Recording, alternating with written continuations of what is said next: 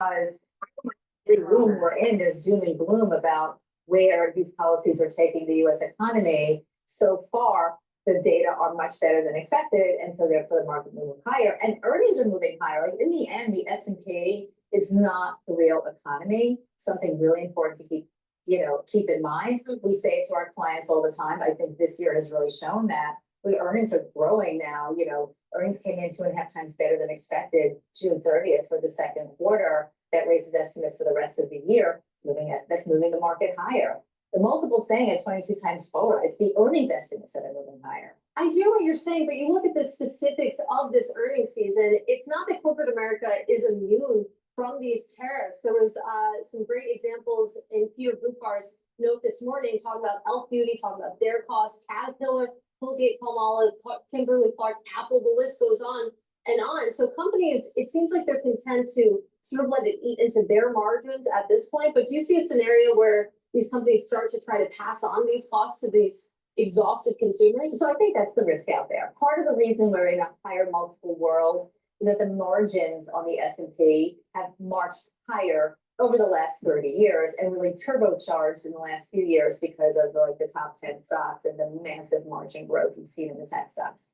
So the question is here, it's $370 billion of tariff revenue, and who's paying for it? So it's not the exporter, so it's either the importer, the company, or it's a pass-through to the consumer. I think that's where the risk really lies here, and if that is the issue for the market. Who's paying for the tariffs? Because you're either hurting margins for corporates or you're passing it through to the consumer, which will be a very, very quick impact on growth, which is the argument for why the Fed should be cutting, because the impact to growth is probably higher than the impact on inflation. By the way, we're listening to Damian Sassower this morning talk about the dollar versus EM currencies, and the outlook isn't great. We've seen the dollar obviously lose already 10% from a pretty high peak, though.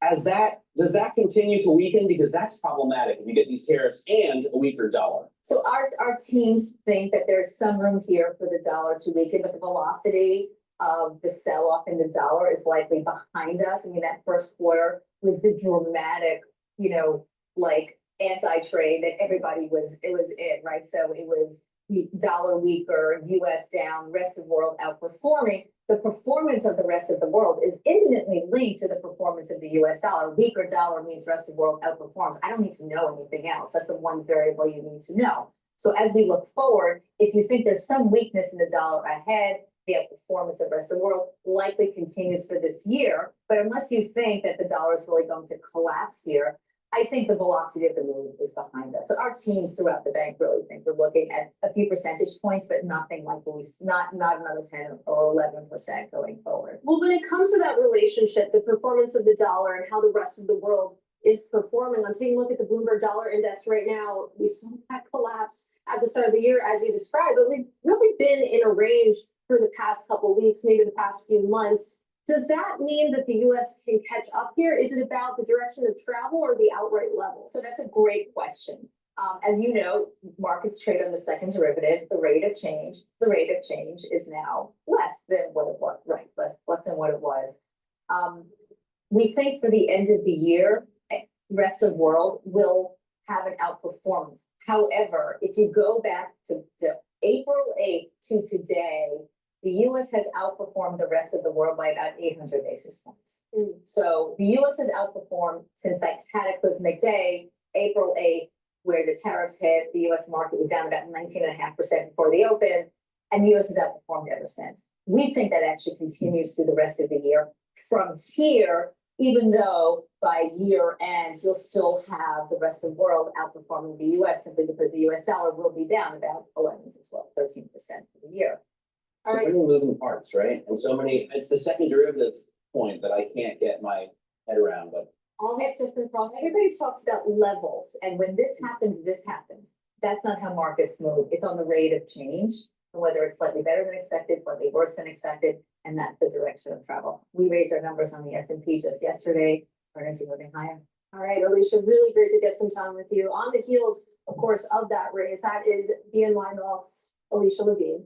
Meanwhile, let's get a check on the stock market right now. We're just about 7 minutes into the session, and we're looking at a fresh intraday record high for the S&P 500, higher by about 0.4% at this moment. You take a look at the breadth here. You do have more green than red, 380 or so names gaining right now on your big benchmark, 121 in the red. You take a look at what is gaining. We're sorting by percent change right now. A little bit more interesting if you sort by points. You can see that Apple is really driving this market higher in terms of its points contribution. There we go. Apple, Amazon, Broadcom, NVIDIA, AMD, tech doing the heavy lifting here to get us to a fresh record. Take a look at the downside. This is interesting. Walmart is your biggest loser, followed by Costco. You also have Kroger in the mix as well. We know that Amazon announced plans to expand same-day fresh food delivery. That is taking a bite out of some of these grocery names. And you can see that on the sector level as well. If we take a look at that view, a lot of green. Same with the individual stocks. You have 10 of 11 sectors in the green right now, led by consumer discretionary. A lot of that is tech in disguise. But down there at the bottom, consumer staples now down by 0.8%. That is your sole loser in this market right now. All right, yeah, not a lot of losers. We're at intraday record highs, no matter what index you look at right now. The one problem spot in today's market seems to be, at least in terms of the individual movers, food makers. Yeah. Fast casual is having a problem, except for the sandwich shop Potbelly. It continues its turnaround tail. If you look over the last couple of years, it's doubled the shares this year to date, up 36%. We'll talk to the company's CEO, Bob, right next. This is Bloomberg Open Interest.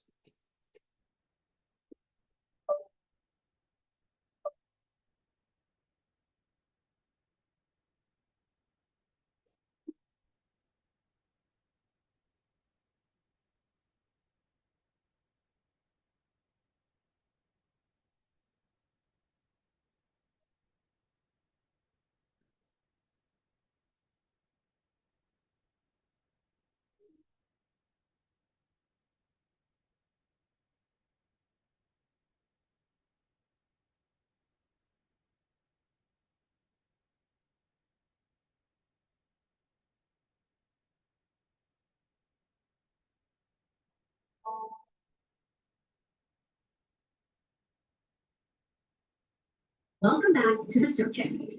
This time, we're taking you to the frontier. Do we have a camera or do we, you know what, I'll lose you, Emily, and all of this.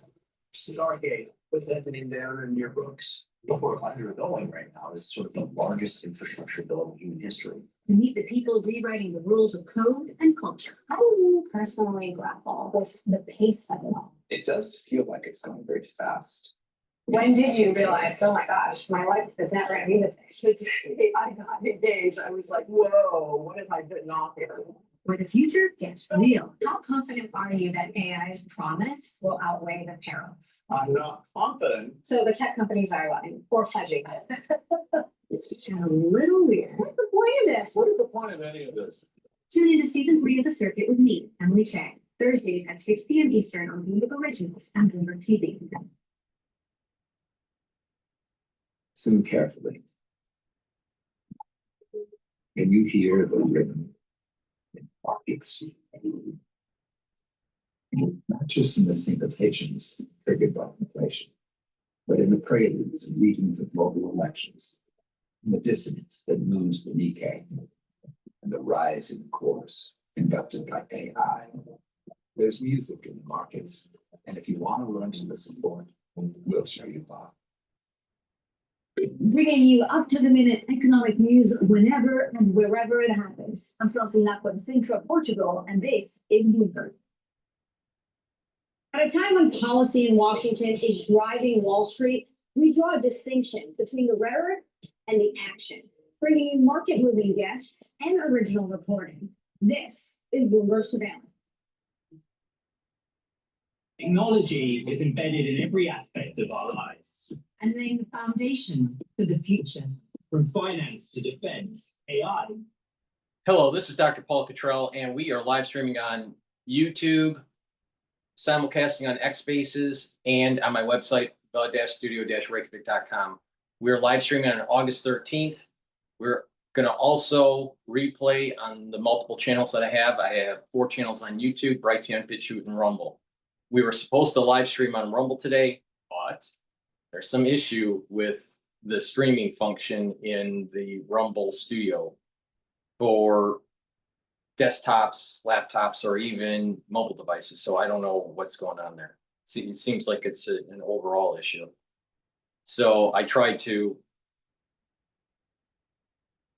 root cause it. I wasn't able to do a live stream on Rumble. Once that is resolved, hopefully we'll do that tomorrow. So thank you for joining. Please help support the work that I do. All these videos that I do are for free. We're going to talk about the markets, about the news, the breaking news, and we're going to dive in a little bit more about some of the way the markets are moving today. The big news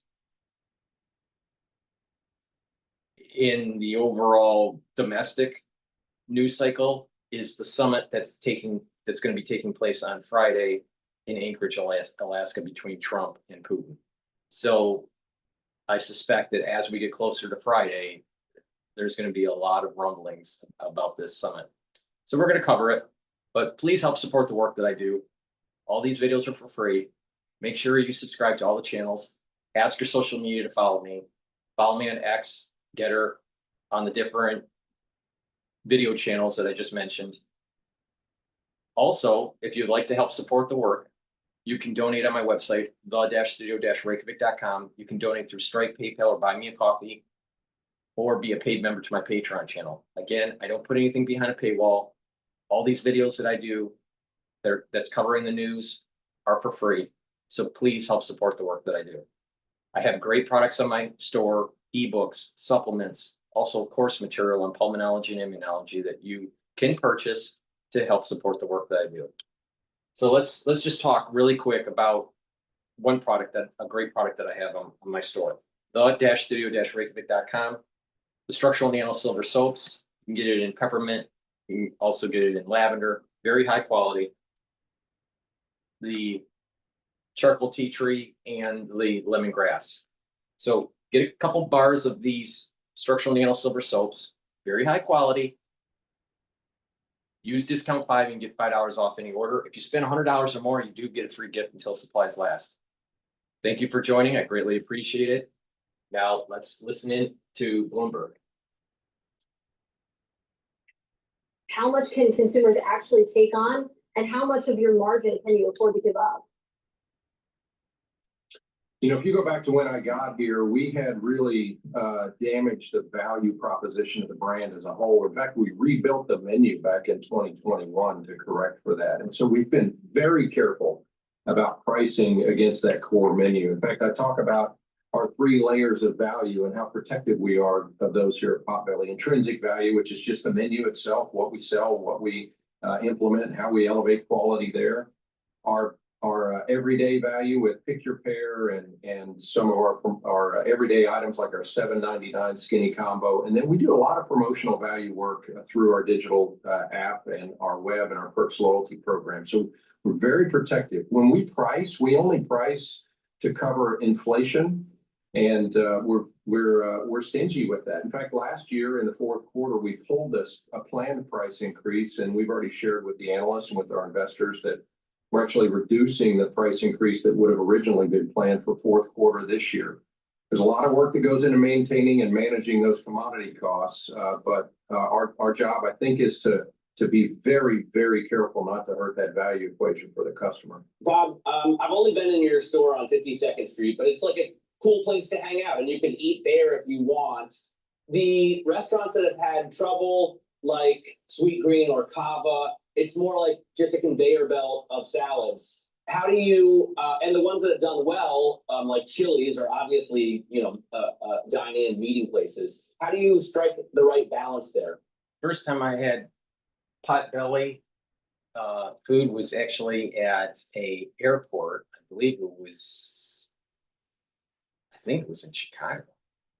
It was either in Chicago or somewhere down south, but it was in an airport. Fast food's terrible for you. You're better off making sure that you cook your food at home, healthy, and it's cheaper. Now, what I want to do is go over the market right now. The markets are open in New York. Right now, the time is 9:48 AM. So the S&P 500 is trading at 6,476. Now, I have a year-end target of 6,800 to 7,000 by year end, especially if the Federal Reserve lowers rates. Now, some people think that the Federal Reserve will lower 25 basis points. I think that most likely in October. Some people are saying in maybe September, but I think they're going to lower 25 basis points. There are others that think that there's going to be 2 cuts this year for a total of 50 basis points. I don't think that's going to happen. So I think it's going to be 25 and they're going to wait. Part of the reason, annualized inflation is at 3.1%. So it's a little bit above that target of the 2%. So that needs to come in before the Federal Reserve really can lower rates. Now, the VIX index is trading at 14, so there's low risk. So there's risk taking. So we're going to see equities continue to go up. Another great bellwether that I look at for how equities are going to do is the trading pair between the United States dollar and the Japanese yen. That's trading at 147.36. Like I said, as long as it stays above 145, we're in a good zone. When we were having problems in April, that was trading, close to 140. So we're good with Japanese yen. Euro USD is trading at 1.17. We are seeing a little bit of a weakness of the dollar. All right. And so we're going to see Euro most likely appreciate. Oil is trading at 63.07. There's some back news on that. Some of it is new, an additional barrels of oil are coming on the market from OPEC plus. But I also think that there's a negotiation behind the scenes between Trump and the Saudis, where they're trying to suppress the oil price to hurt Putin with his oil sales to China and to India. BITO, which is the ETF for Bitcoin, that's trading at 21.95. Bitcoin has been trading at 120, so 121,800 right now. So we should see BITO continue to appreciate today, as long as Bitcoin stays above the 121 mark. Now, natural gas is trading at 2.8. There's a sell-off. I think that coincides with this sell-off in oil because of the Saudis putting more barrels on the market and this potential agreement between Trump and the Saudis to suppress the oil price to hurt Russia. All right, so watch out for the energy stocks, or let's say the commodities, especially the futures market. That's probably going to show a downward price action. So natural gas is at 2.8, and WTI oil is trading at just under 63, 62.95. Now, looking at the ETFs for energy sector. Now, Gush is investing not in the futures market of the commodity, but in the actual companies. So, some are upstream, some are downstream energy companies, exploration, energy producers, refiners. So Gush is trading at 21.77 right now. DRIP is trading at 10. So you can have with Gush and DRIP, sometimes the futures are going down, let's say with oil, and Gush is actually going up. But that's because there's price dynamics in equities that are lifting up the energy sector. Because sometimes if you're a downstream company, refiner, cheaper barrel of oil may actually help with your profitability, because that's a feedstock into what you're making. All right, now the other things to look out for here, like I said, BITO is trading at 22.05. BITI, which is shorting Bitcoin, that's trading at 1737. Boyle is the long for natural gas, that's trading at 30.26.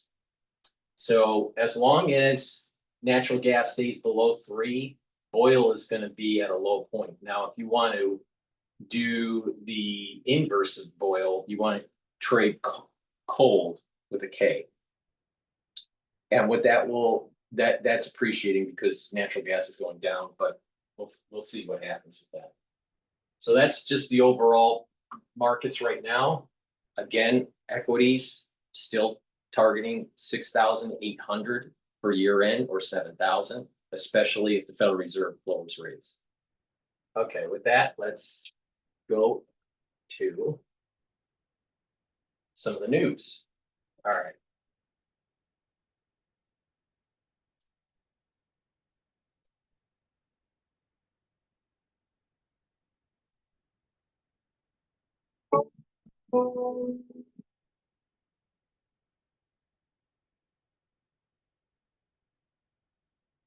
Today's headlines, just modestly higher inflation from tariffs. Steve's gonna dig deeper into it, but I just want to have a conversation with you before you wrote something out. Been punching some numbers. You can do that in a second. Can I read something? Yeah, you got something. What do you got? So this is what we were trying to say yesterday, and I think it's good. And then I want to ask you what it would really take. For the Fed, the lack of a more alarming acceleration in price pressures likely removes an obstacle to lowering rates in response to worries about the labor market. And that kind of sums up what I think we saw yesterday. The 3.1 was hotter. Right. For core. 2.7 was lower. 2.7 was lower. 3.1 is not 2. What would be what would be the salary number for core? 3.5? I think it's kind of like there's been two criteria, Joe. How much is coming through, and is it bleeding into other areas? And those have been. You expecting 3.5? It's not out of the question. Guys, let's just skip the first part of this and go right to the first graph. Oh, this is We're just okay. gonna- All right. Because this is Because something we're talking. PPI's coming today, isn't it? PPI tomorrow. Oh, tomorrow. Okay. So That's what I meant. you look inside the report. These are things, Joe. What we did is we calculated prices changes from January to July. Women's dresses up 10.4%. Tools and hardware 5%. Major appliances 4.8%. You can see toys and games. These are things that normally would be going down or flat or were offsets to it. And that's really a key. Guys, if you move on here, we're doing this live here. Another way to see the change, though, is from the prior declining trend. Mike Conzo from the Roosevelt Institute found some stark reversals. Take a look here. Tools in the appliance categories was heading down. That's the trend line, the dotted line there, before the reversal that likely is linked to tariffs. Similar pattern in home furnishings and dozens of other products that are mostly imported. The trend line was down, and you can see the current line is up. Conzo found that 52% of 82 items in the core basket are up more than 3%.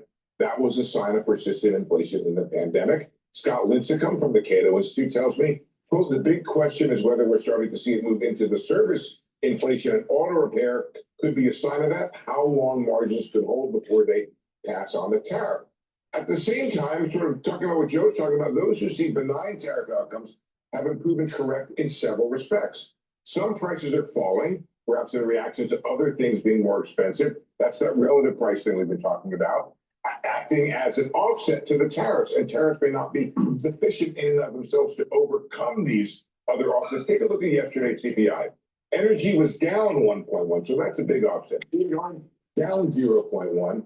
Core commodities, though, were up. That's where it really was modest. But the surprise was that core services up 0.4.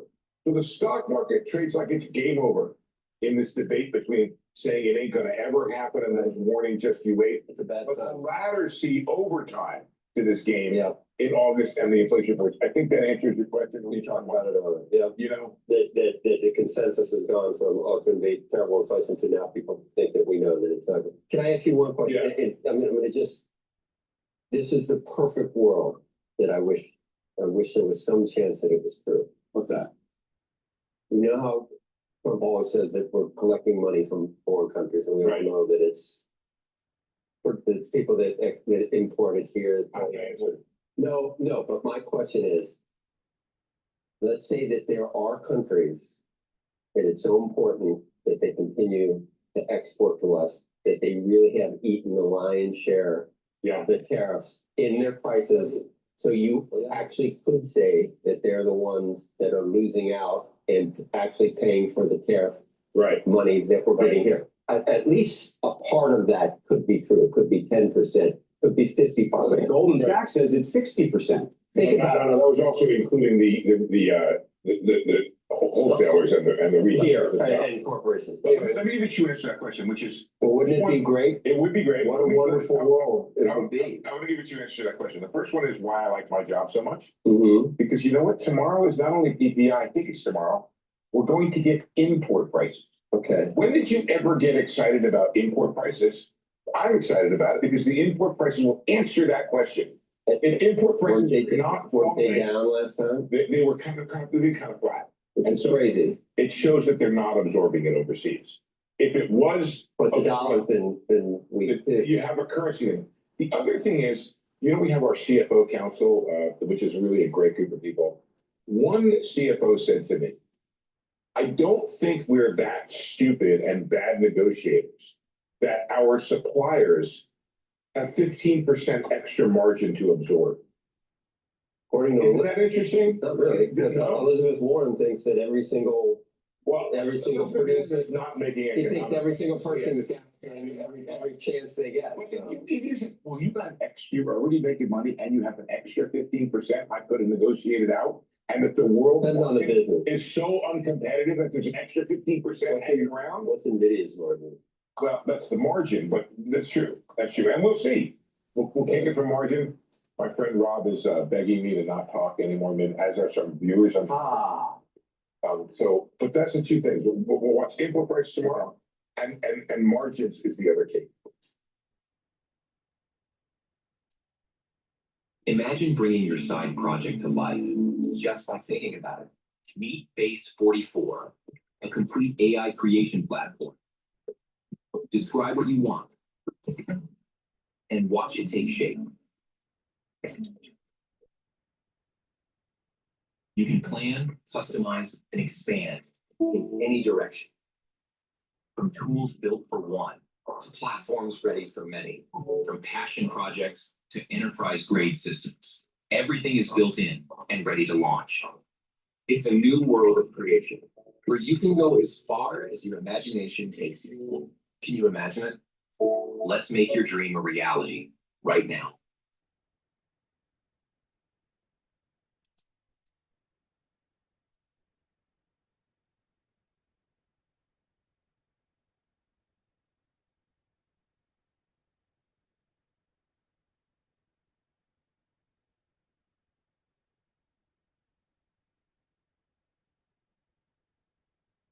As I tell everyone, the president is one of the most open-minded people I know. He does everything at first principles. Why do we do things this way? Why shouldn't we do it the other way? And, I think that this is a very unique solution, allows NVIDIA to expand into China. It can make NVIDIA chips the bellwether for Chinese technology, and then the U.S. taxpayer gets a share of that. Keyword unique. Is it unique to NVIDIA and AMD, or is this a model for other companies? I think we could see it in other industries over time. I think, right now, this is unique, but now that we have the model and the beta test, why not expand it? What do you say to people who think we're putting a price on national security concern?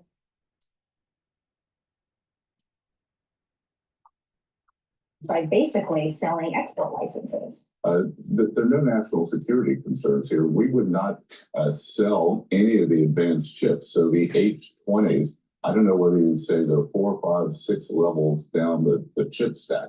What we do not want here, Anne-Marie, is for Huawei to have a digital Belt and Road.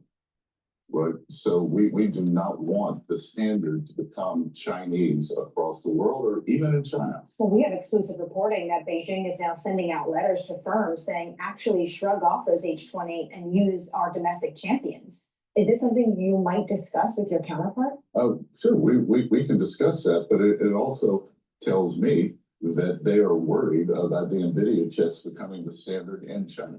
look, NVIDIA is an incredible product. A lot of the technology in China is, the piggybacking, and I'll use piggybacking as a kind word for acquiring our technology. Do you mean stealing? Your words. And yes, that's what I mean. And the NVIDIA, Jensen Huang just stays years ahead of them. Criticism came from the Wall Street Journal editorial board, though, about this new unique policy. They say it's a step toward government control of private business. Are you concerned? Some of these policies are starting to look like the country you're actually trying to de-risk from.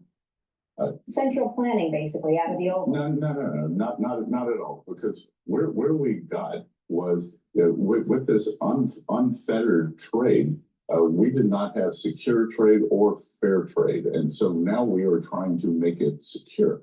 So you don't want to, we're not sending out the highest level chips. And we don't want to sell everything to everybody. So that there is a need for intervention. And the Wall Street Journal just let her rip, kind of bunch of grumpy old men over there. I was with them yesterday. Long-term loss and care gains. What did we do? Discover a range of prescription treatments. It's only going to go. 1 second, you feel safe. And then, well, Get on the deck. It's all going to go to play down the debt, because we have heard some stories about the money going back to consumers, going back to citizens of the United States taxpayers. Well, President Trump's talked about that, and look, the bottom 50% of wage earners in the one big beautiful bill are getting a lot of money back. No tax on tips, no tax on overtime, no tax on Social Security. Auto loans are going to be tax deductible. So I think if we could make a substantial dent in the debt repayment, then we could talk about a program like that. Could you share with us the kind of numbers you're thinking about at the moment, just in terms of revenue raising, and not just the NVIDIA deal? I'm talking about the tariffs on top of that. What are we raising at the moment, month on month? Well, John, I've been saying that we could hit 300 billion this year, and I think that number is going to be low. I think I always like to come in low and then surprise on the upside. But I think that in the next days or weeks, I may have to move that number up substantially. You've heard the debate playing out on Wall Street now for a number of months. Who's going to pay the tariffs? By definition, the importer will pay the tariff. The more important question here is who absorbs the cost, whether it's the foreign supplier, whether it's the domestic company here in the United States, or the end consumer. We got some data yesterday. You've seen it. We've all looked at it. Limited tariff pass-through relative to what was expected. Because of that, a lot of people are suggesting that maybe companies are absorbing costs in a way we didn't anticipate. Perhaps the pass-through will be more muted in the future. Are you comfortable with where things are now?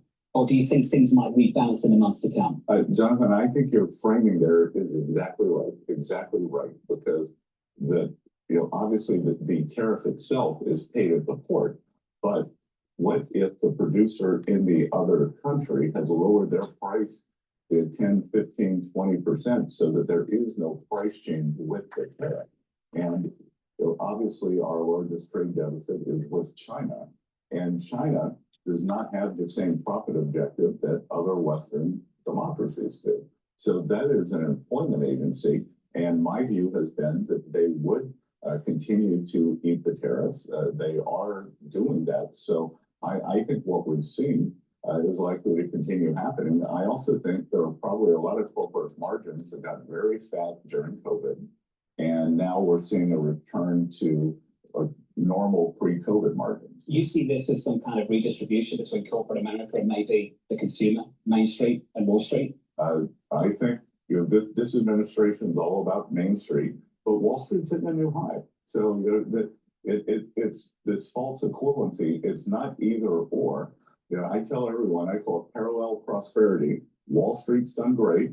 Main Street can now do great. Wall Street might do even better if the Federal Reserve cuts interest rates. The president was pretty clear yesterday, put out this comment: Jerome Powell must now lower the interest rate. Is it reasonable to give them a bit more time to draw conclusions about what's happening here?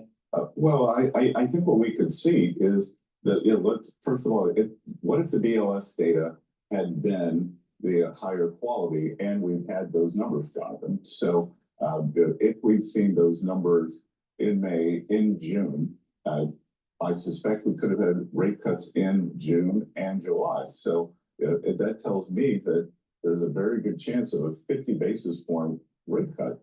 And I think President Trump is very good at getting these nicknames. And I think the reason that the Jay Powell gets the nickname too late is because he wants to go into a series of rate hikes. He's not Alan Greenspan, who was very forward thinking. They try to be more data driven, which I think is a mistake, because I think we are going back into an economy like we had in the 90s. So, it's just very old fashioned thinking, but I do think we could go into a series of rate cuts here, starting with a 50 basis point rate cut in September. A 50 basis rate cut in September, does that signal that the economy, though, is not doing well? That signals that there's an adjustment and the rates are too constrictive. If you look at any model, that we should probably be 150, 175 basis points lower. So, I think the committee needs to step back. I think probably one of the most politicized governors just went off the board, and that she was very, very political, I believe. And I think that what did she do that gave you that impression? I'd love to know. Sorry? I imagine you're referring to Governor Cooper. What did she do that gave you? I think there's a lot of inside baseball. And look, Governor Cooper, you read what she was saying when Kamala Harris was running, that we needed rate cuts, we needed this, we got to phone the runway. And then all of a sudden, it was hard to know whether, TDS was a Trump. For sure, the Federal Reserve was playing politics under the Biden administration. Please go to my store, the-studio-reykjavik.com. Get Cleanse. It's 30 parts per million. It's going to help boost up your immune system. Take a teaspoon a day, swish it in your mouth, gargle 20 seconds, 30 seconds, and swallow. That's going to improve your oral cavity, your oral pharynx, the epithelial lining, your mucosal barrier. That's all going to boost up the immune system. Take it every day. If you're not feeling well, take a tablespoon or two, and then go back to your maintenance dose. The probiotic is super important to take. This probiotic is very high quality. It's going to allow you to have better metabolism, allow you to absorb your nutrients properly. It improves the communication between your gut and your liver and your gut and your brain. You'll be able to sleep better. You'll be able to consolidate memory better. You'll be able to detoxify your central nervous system if you sleep better. Your skin will improve, your hair, your nails, your concentration on tasks. So having a good gut biome also improves your immune system, because in the immune system of the gut, you need a thicker mucosal lining and higher concentrations of IgA. So please go to my store, the-studio-reykjavik.com, and get this very high quality probiotic. Something that also will help for you to concentrate on tasks is taking Clarity Factor. Clarity Factor will get rid of that brain fog and help to support memory. Now, by taking Clarity Factor and drinking filtered water, what that's going to do is you're going to be able to focus on tasks at work or in school or even at home. And over time, your dendritic connections are going to improve, your thinking's going to improve, your memory will improve, and you'll just have more vitality. Now you couple Clarity Factor with other supplements and proper diet, proper exercise, making sure you filter your water, stay away from processed foods. When you do that, then you're going to reach a healthier body. So please go to my store, the-studio-reykjavik.com. Take the Clarity Factor, very high quality supplement that's going to help support memory and allow you to focus, be able to focus. And it stacks well with the probiotic. Again, what I said, by improving your gut biome, you're actually improving brain function, and you'll be able to sleep a lot better. So this is a good stack to help with neural health. So please go to my store, the-studio-reykjavik.com.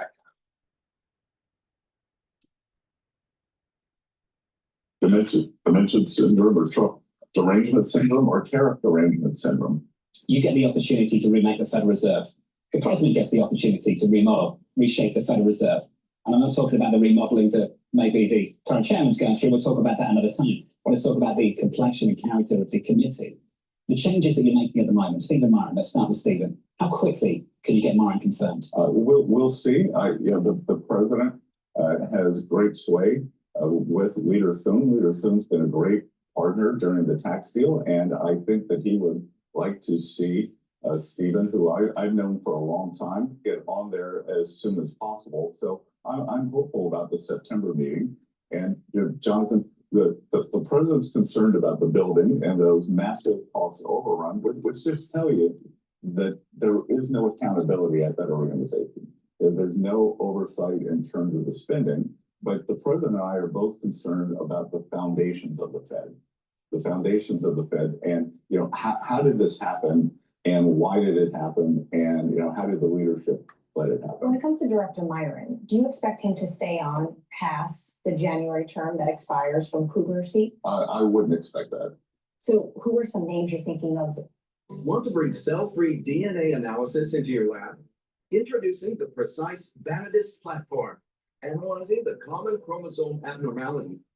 So who are some names you're thinking of the Kugler seat? Because everyone has been focused on who's going to fill the chairmanship role. Who are you thinking to fill that extra seat? Well, Anne-Marie, we're working on the big list right now. I think there are going to be a couple more names revealed today. They're going to be private sector names. So we had a series or a list of current Fed members. We're going to have some private sector, very well respected people. And then we will now, get to Bassett, I think, is one of the best Treasury secretaries of my lifetime. So we're talking, 50 some odd years, right? Now, Bassett also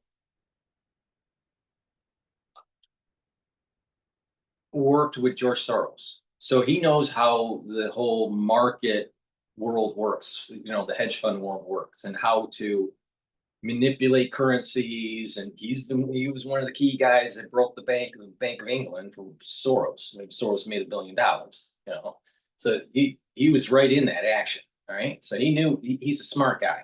All right. But I disagree with him in the sense that he thinks that we need to be at 150 to 175 basis points lower for the Fed rate. The Fed rate is around 4.3, somewhere in there. It's a range. So I think it averages at about 4.3, 4.325, somewhere in there. All right. So it's like 4.25 to, I think, 4.5 is the range.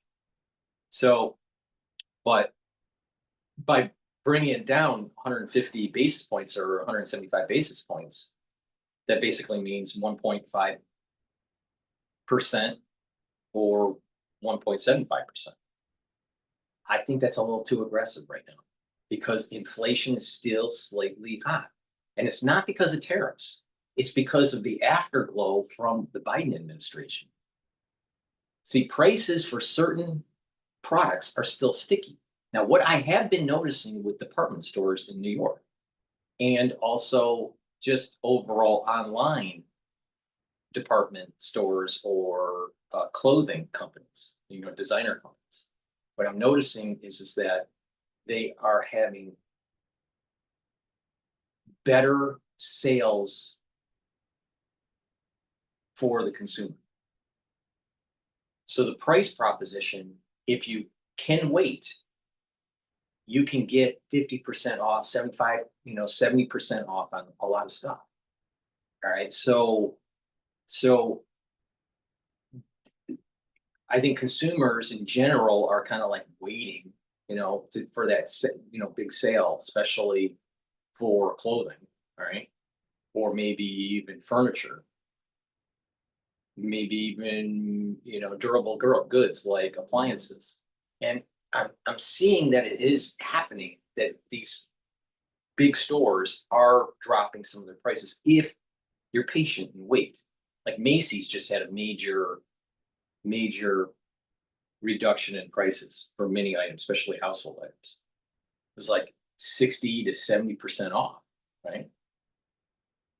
So it's not that inflation. I guess the point I'm making is that 3.1% annualized inflation that we're still in for 2025. That's still affecting us from the Biden administration because of this afterglow, because certain things can't be adjusted, like goods that you can purchase at Macy's. Right? Because Macy's, if they have an inventory, they're going to sell it at a lower price. So if you can wait, you can get a good deal on a product. And for you, costs have been going down for certain products. But for housing, for cars, for loans, that's been elevated. So this is what I mean by the afterglow from Biden's administration for inflation. Housing costs aren't going to go down. They're only going to go up. So they go up faster or they go up slow, unless you're in a crime-ridden city where people start to leave and then the home prices start to go down or rentals start to go down. But the point I'm making is that certain aspects of what you pay for are sticky. And there's other things that you pay for that are more discretionary, that are more they're more elastic. And because the elasticity is higher, then it's going to allow you to benefit for the lower price.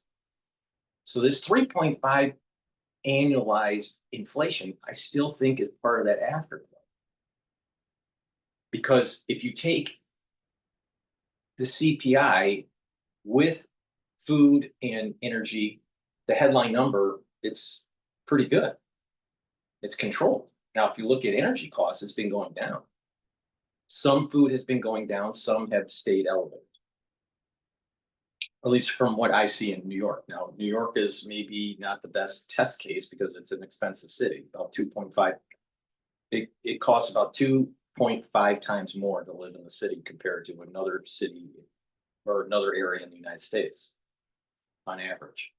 So whatever you're paying for in the United States, if you want to get just a ballpark understanding of what the costs are in New York, it's 2.5 times. So your income level needs to be about 2.5 times more.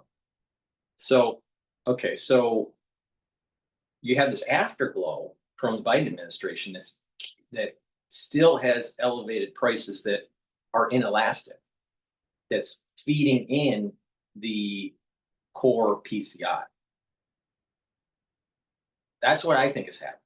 All right. So I'm very bullish on the US economy, but I think it's just a little too early to state things like the Federal Reserve needs to be at 150 basis points lower or 175 basis points lower when you have inflation above the 2% target. That I think is a disaster. Now, could you boost the economy a little bit by lowering the rate?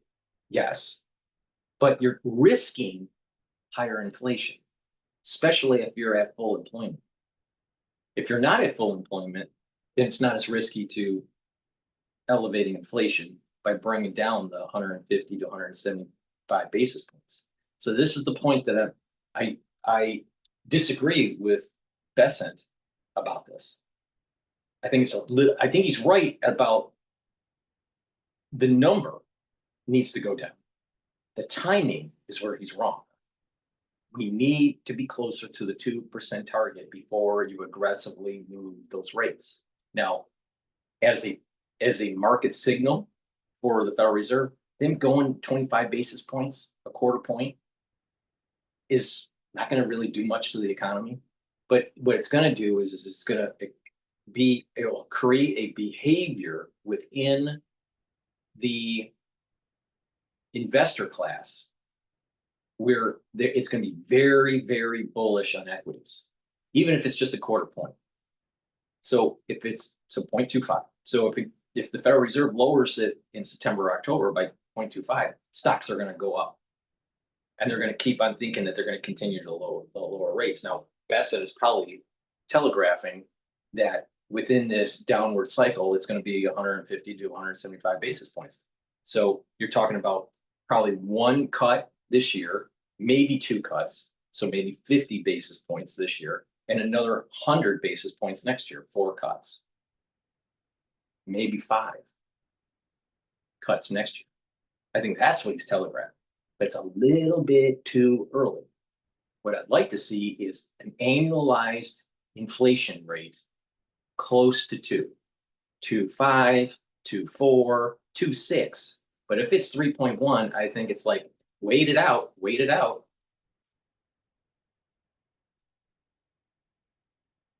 Second C. Can you give us some names, a little bit of a tease? Maybe people that have been on this program? Well, I just did tease, telling you that there's some private sector names. Okay, when it comes to the Fed chair though, can you give us a sense of how many names you're actually thinking about? Well, I'm gonna interview, I'm gonna cast a wide net, 10, 11 people. And then there'll be a group of us who are meeting with them. And we want to talk about monetary policy. We want to talk about regulatory policy, which is very, very important because the Fed stepped, I think, big-footed the other regulators. The Fed's one of 3 regulators, Federal Reserve, OCC, and FDIC. And I think that they need to understand that they are one of 3. And then the third is the institution itself, which I think is what President Trump has been focused on quite a bit too. After you do this process, how many names are you going to give to the president and when does he start those in-person interviews? Yeah, we don't have a timeline. By putting Stephen Myron in, that gives us more time. And again, I want to cast a wide net. The president's very open-minded. Before he chose Jay Powell, Janet Yellen was interviewed. John Taylor was interviewed. 2 of them couldn't be more different. So they were under consideration. I give you credit for coming up with a really credible list to replace the Federal Reserve Chair, Jay Powell. Without a doubt, I think most people that come on this program agree with that. What I want to talk about is the BLS now, because there's some controversy around this pick. I'm sure you've heard some of the concerns. E.J. Anthony had said the following earlier this week before getting the pick from the president. Until this issue with payrolls is corrected, he said, quote, the BLS should suspend issuing the monthly jobs report, but keep publishing the more accurate, though less timely, quarterly data. We'd love your thoughts on this. Is that something you support? Not at all. And what somebody says when they're a private citizen is very, very different. I called for a shadow Fed chair, and now that I'm in the seat, I don't think we need to do that. And I was there when EJ was interviewed, and he is incredibly qualified. And I think the most important thing here is that we get back to the integrity of the numbers, because it just became okay, just like so many things in our government, for it to get sloppy. And EJ is precise. He has a doctorate in economics. I think President Trump put a lot of thought into this. He was very thorough in his questioning of him. So what we want is good data, because you can't make good decisions without good data. As I just said, it's very likely that the Fed would have been doing something else if in June, in July, if they had this data.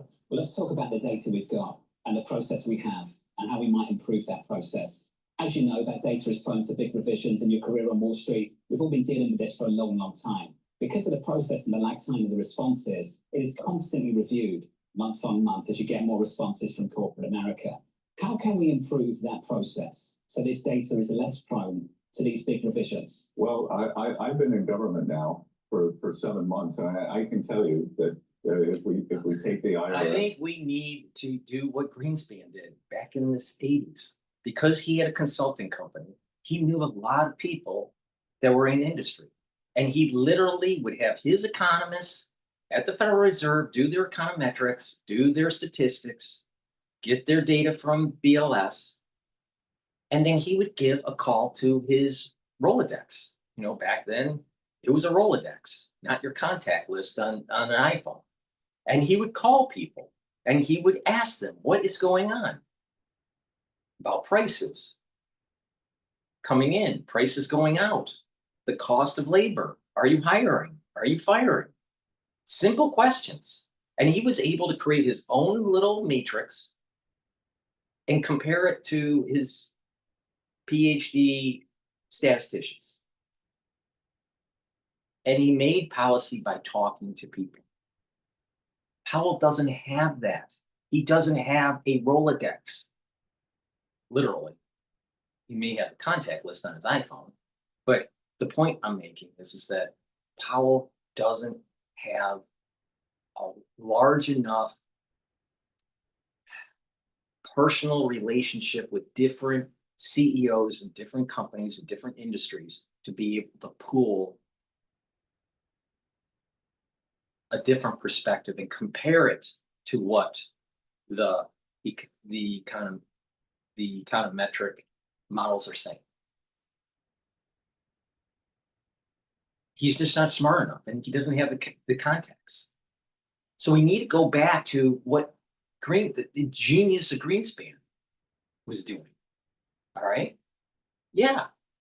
You have these models, but maybe the models are a little bit wrong because models have to be reparameterized. They have to be reconfigured, retooled because they drift away from reality. Anyone that's done mathematical modeling, especially complex systems, know what I'm talking about. So you have to reparameterize. It's called reparameterizing the model. So these models have to be reparameterized. But you can also just use some commonsensical, hey, Joe, what's going on in the aluminum industry? Bob, what's going on in the auto industry? Susie, what's going on in the clothing industry? See? And you can compare, and you can get a better idea. And you probably would want to weigh on those phone calls and personal relationships more than an econometric model, because it could be lagging or it could be drifting from reality, or both.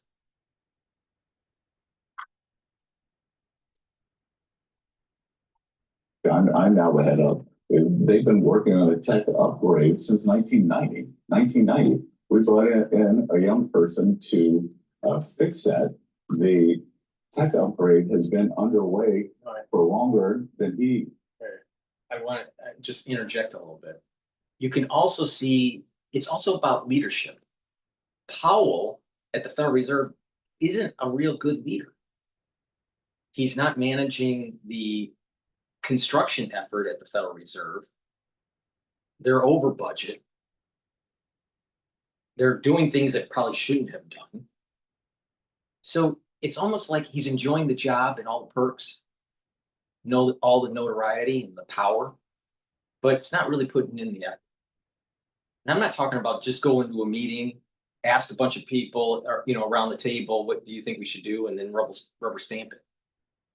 What he needs to do is just actually think out of the box and do something similar to what Greenspan's doing, or what Greenspan used to do when he was the Federal Reserve Chair. He definitely can't think out of the box like Bernanke did when Lehman happened. There's not a person on the planet that knows the Great Depression more than Greenspan. He's a scholar of it. Is Powell a scholar of anything? Of anything? Does he have any real leadership fortitude like Greenspan? This is the problem that we have at the Federal Reserve. Poor management. Poor management. And then you add in the political bias on top of it, and it's a power keg. And they can blow up the economy like they did with transient. Remember that term, from Janet Yellen and Powell? It's transient. The inflation is transient, as the inflation kept on going up and up and up and up and up. Transient, really? Is old. So he wasn't born when the tech upgrade started. So, I just think like this idea that we're accepting this mediocrity in government, why don't we bring things into the 21st century? Why don't we bring it into the digital age?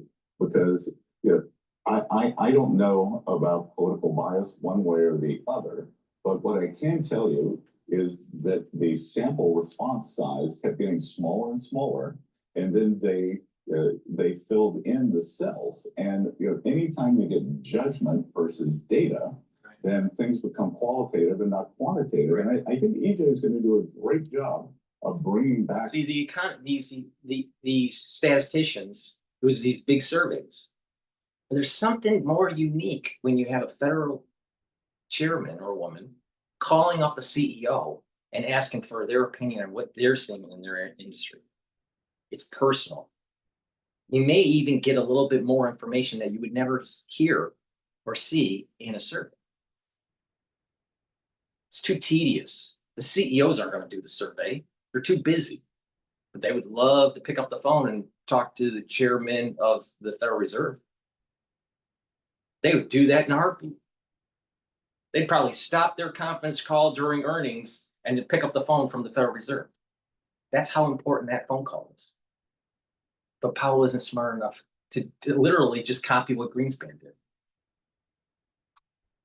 That's why Powell needs to leave. Quantitative standards. I think like these attacks in the press, I think they're all wrong. It's not in the press. It's even within conservative economic circles that don't think that he is credible to run the commission.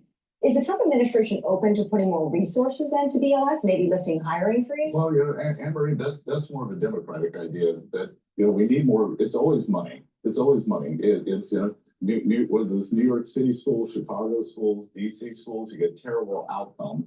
I think that he's going to sit back, look at the process, and how can we use technology to do this better?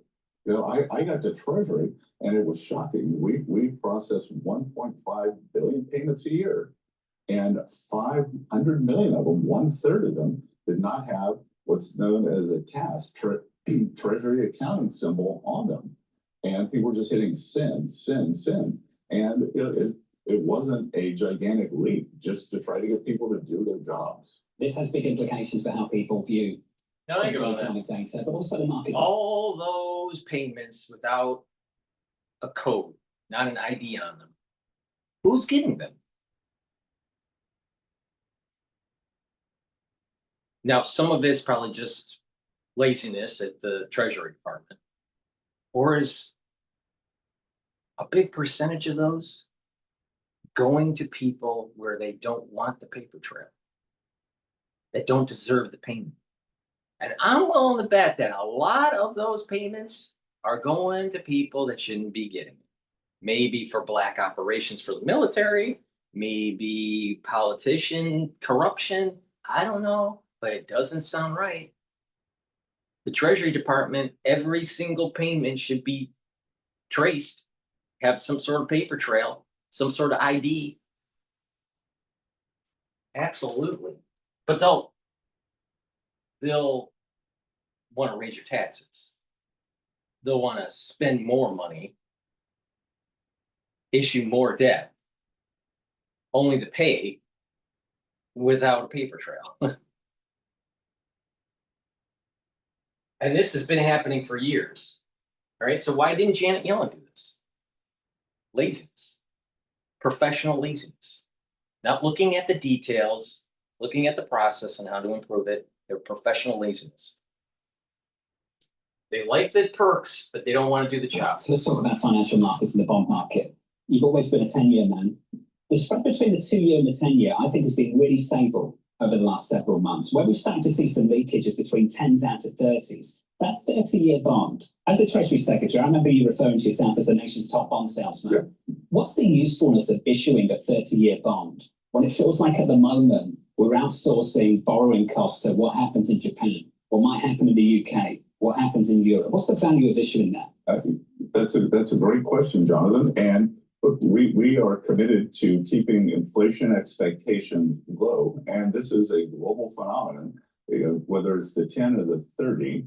The U.S. 10-year is one of the few 10 years where the yield is down on the year. So that tells me that there's credibility from Treasury, credibility from Fed, that the inflation expectations are well anchored, but there's definitely leakage from the Japanese have an inflation problem. Spoken to Governor Ueda, my opinion, not his, they're behind the curve, so they're going to be hiking, and they need to get their inflation problem under control. In Germany, we saw a substantial spike in in German rates in the past week also. So, our 30-year is getting dragged along with that. We've been refilling the Treasury General account, which during the debt ceiling standoff got run down, and we're doing that with short-term bills. Do you see more reason then to pare back on 30-year issuance with all this in mind? And it's the change again for you now in the seat as you look at these developments and rethink things. How are your thoughts on that matter evolving?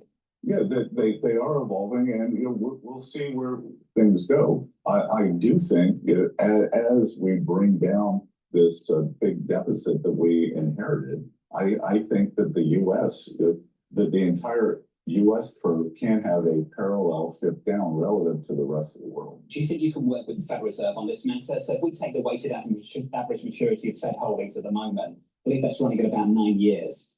The issuance of the average maturity of outstanding bills, notes, bonds, that's closer to 6. Do we need to narrow that gap a little bit?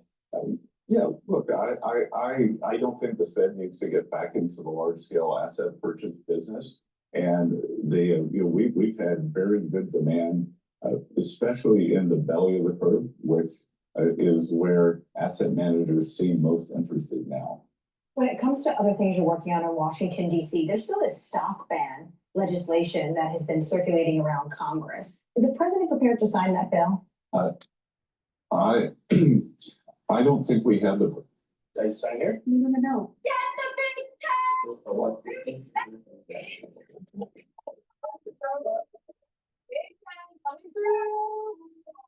Big decisions are big for us too. Or Lee Federal Credit Union. Let's money together. No way. Oh. I'm sending you around the world on the series of missions. You will.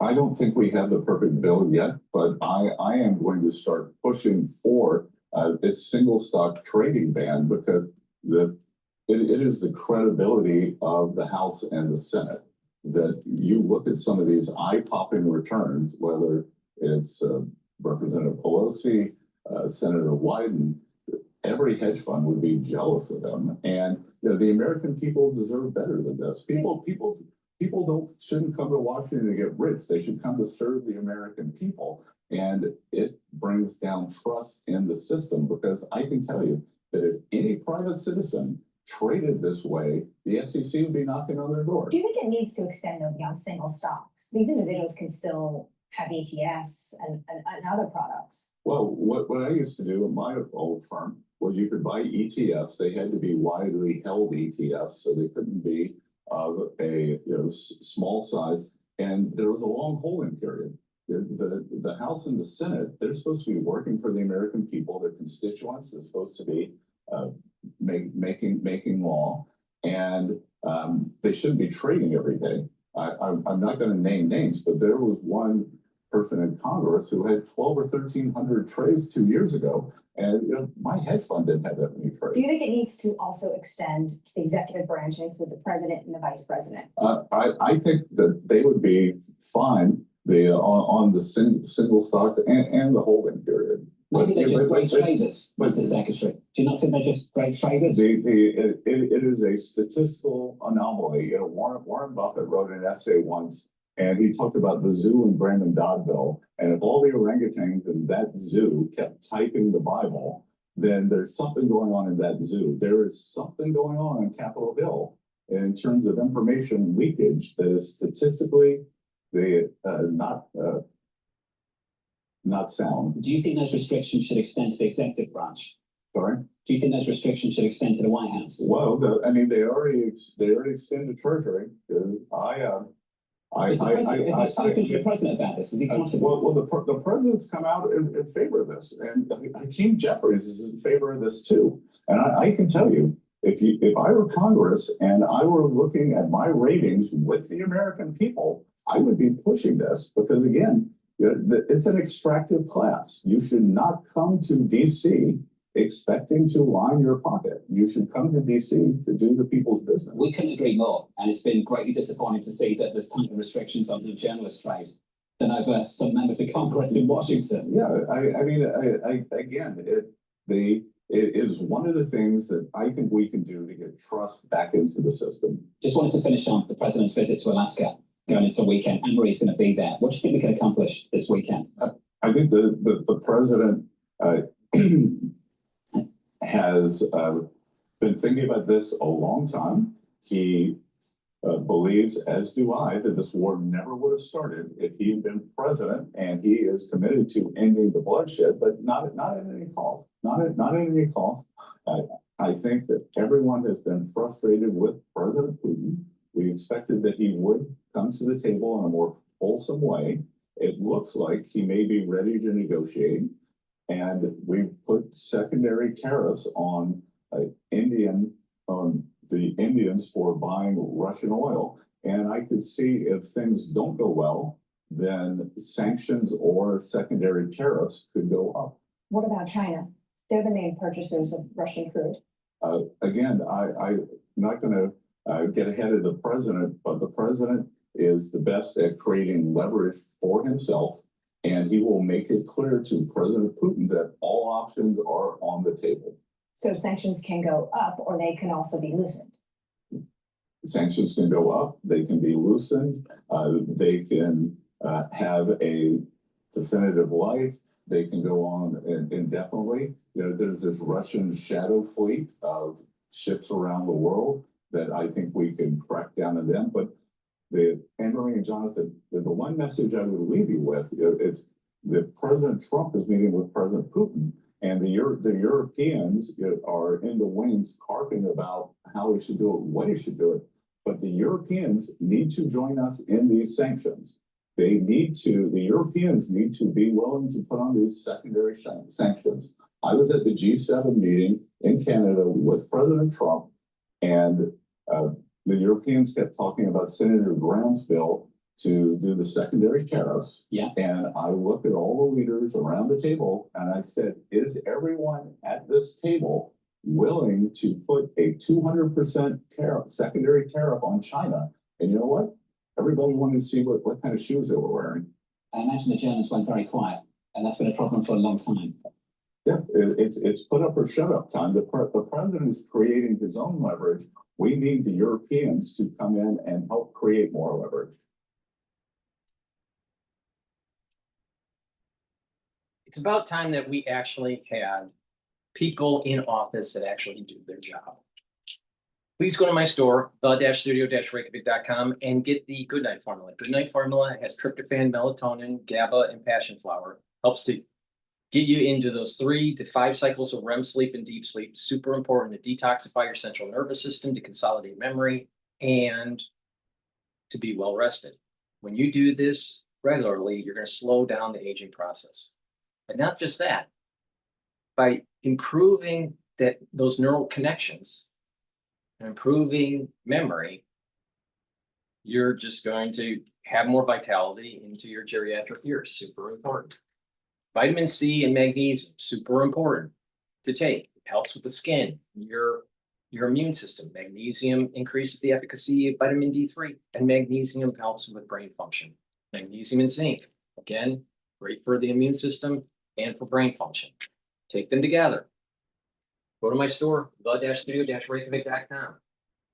And no matter what the season is, make sure that you have drops and lozenges at work or at home ready just in case you start to get that throat irritation. Take them right away. The drops are in the 100 count, very high quality. Get the cherry flavor or the honey and lemon or blueberry drops. And I have in stock also the elderberry zinc lozenges in a 21 count. Get a few bags for your household. Use discount 5 and you get $5 off any order. You spend $100 or more, get a free gift until supplies last. There's an overturned school bus in Cleveland, Texas that just happened. Into the matter. Student safety is always our highest priority. We are grateful for the swift response of our transportation staff and emergency responders. It's unclear right now how many students were on that bus or how many were injured, although we are just getting that update there from officials. and it is unclear what led up to that crash. So we are getting that statement in from Cleveland ISD saying this bus was involved in an accident, came to rest on its side, as we've been seeing there. All students were immediately and safely removed from the bus. No major injuries have been reported. So that is just coming in here into our newsroom. We also did want to just share that statement here with you that I just read. Now up on your screen, as you can see there from Cleveland ISD, as we are getting the latest update here. I also did want to share with you, we do have a post from the Atascocita Fire Department. So for some reference here, Atascocita is about 40 minutes away from Cleveland, Texas, about 32 miles away. But we do know that the Atascocita Fire Department has been dispatched to a reported motor vehicle accident involving a school bus on its side on Plum Grove Road. So we do know they are responding there as well. All right, let's go back to Bloomberg. They're talking to Bullard. I did talk to the Treasury Secretary relatively briefly. We did not go through ideas about what was required or job requirements or anything like that. I was under the impression that the process is still under construction for interviewing all these candidates, and at that point we can discuss in more detail. So I just said that I'd be happy to participate in that process. I wonder what the process looks like. Can you tell us any of the details? Have you met with anybody? Do you have meetings scheduled? I do not, but that's why I say that I think this is all under construction. So we'll see how they want to design it, and I'm sure it'll be a good process. I would say this is a credible list of candidates. I know almost all these people. I think this is a very sharp group, and many of these people would do a fantastic job. Yeah, absolutely. A list of heavy hitters there, including yourself. Now, you said on CNBC this week that you would accept the job of leading the Fed if the institution's independence is respected. Plenty of people would say that what we're seeing right now is not respect. What did you mean by that? What does respecting the independence of the Fed look like to you? Yeah, I mean, the Fed is where it is because of the Federal Reserve Act, and the committee does what it does because of the Federal Reserve Act. So if you have to do all this under existing law, and if you want to change the law, the Congress can certainly come in and do that. But Congress has looked at the Federal Reserve Act 6 ways from Sunday, and they keep coming up with the idea that, hey, this is a pretty good way to do it. So it's a complicated system. It is done by committee, and it is at arm's length from day-to-day politics, but that's the way it is. And I think that's the way it's going to be going forward, because I don't think Congress is in the mood to change that. So I think, we have to respect that, and we have to make these decisions under the law. Well, speaking of changes, a number of people on the list that the administration is considering have suggested they want to make some major changes in the way the Fed operates. And the president has suggested he'd like to see major changes in the way the Fed operates. If you were to become chair, what would you change about the Fed? Well, I've been outspoken over the years about various aspects. I do think that the Fed is a research powerhouse. I think we could make more use of the various ideas that are proposed around the nation from the Fed, and we could, break up the groupthink a little bit more than what it has been in the last few years. I think there's a lot of emphasis on Phillips curve type thinking. I've often said that I think that the evidence for that is not very good, or to the extent there is even evidence, it's very muted. And so that story, that Phillips curve type story, gets emphasized too much in financial markets and too much in policymakers' minds. So I try to break out of that a little bit. And emphasize the role of expectations a little bit more, and so there'd be more forward-lookingness than probably what we have today. And Dean Bullard, does it concern you when the president and his allies disagree with Jerome Powell's monetary policy views, so they start looking into things like renovation costs at the Fed, or when the president disagrees with the numbers coming out of the Bureau of Labor and Statistics, and so he simply fires the chief statistician there. Does that concern you? Yeah, I think the president put up a new candidate for BLS who I think will be pretty credible. So it looks to me like that issue's maybe behind us.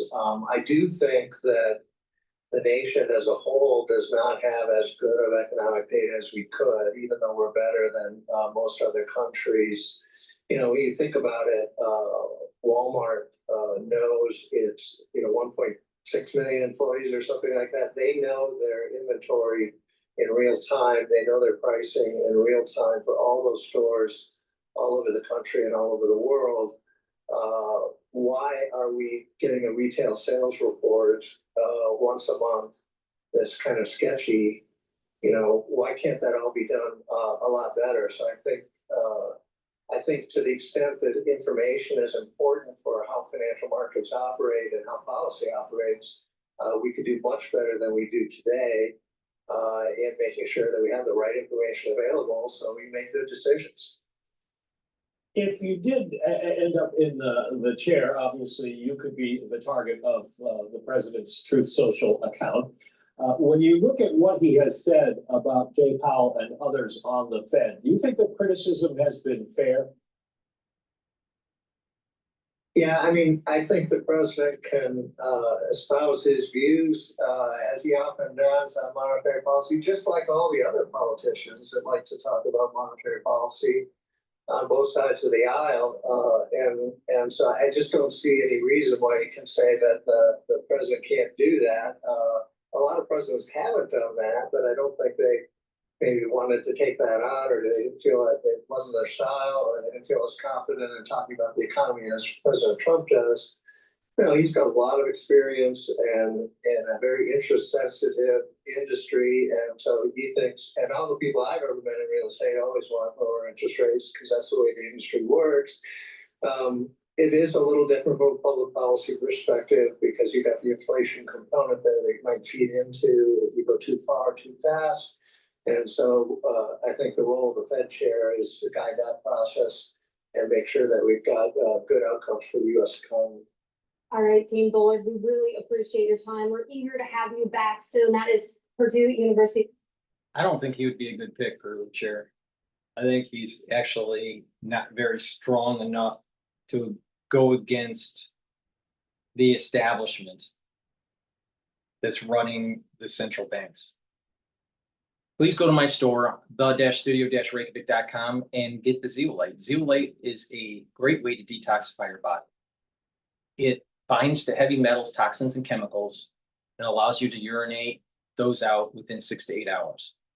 You can detoxify your body 2 different ways: maintenance dose that you do every day, or a heavy detox. So for the maintenance dose that you do every day, take 3 small drops underneath your tongue and drink filtered water. Make sure you drink filtered water throughout the day. Stay away from processed foods. Clean your environment. Stay away from chemicals and cleaning solutions. Try to mitigate some of that in your household. Use double layering containers to prevent the degassing.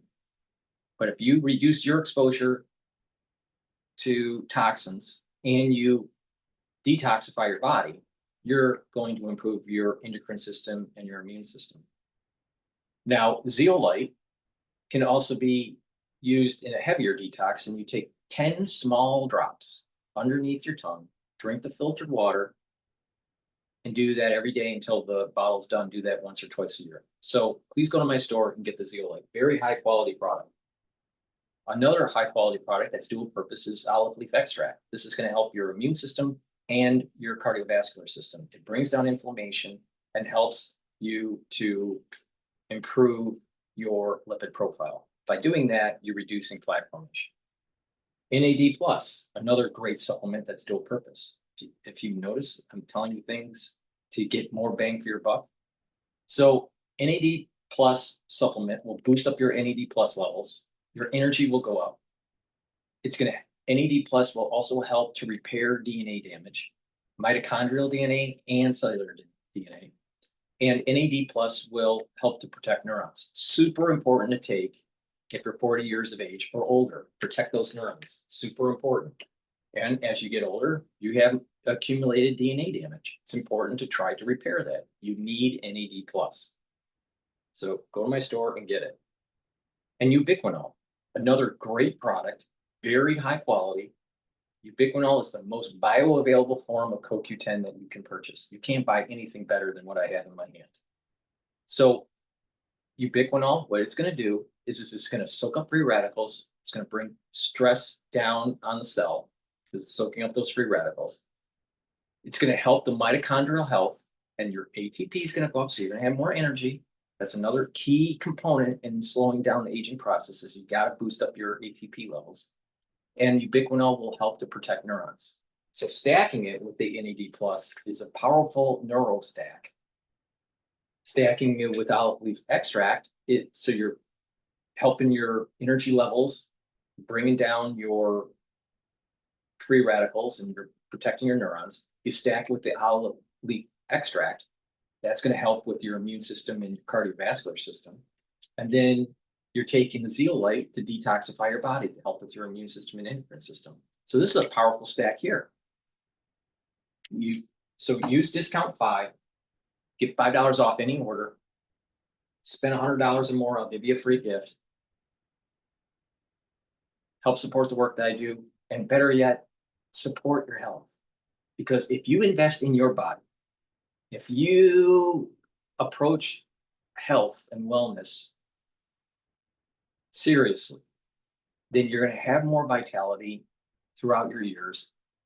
You increase the probability of being healthier in your geriatric years. You're reducing your dependency on pharmacopoeia. So it's really important to invest in your body, right? So please go to my store, the-studio-reykjavik.com, and follow this holistic approach and supplement stacking approach to slow down the aging process and improve your different bodily systems. All right, let's listen into Quest Means Business. He's talking to Fisher Investments.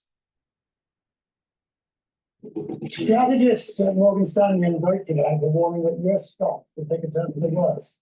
The S&P 500 has climbed nearly 30% since April. It's trading near record highs. Yet Morgan and Deutsche believe equity valuations could take a hit if more weak economic data arrives. We'll have an inflation report tomorrow. Investors are watching to see if the tariffs are translating to higher prices for consumer. Ken Fisher is the man we need.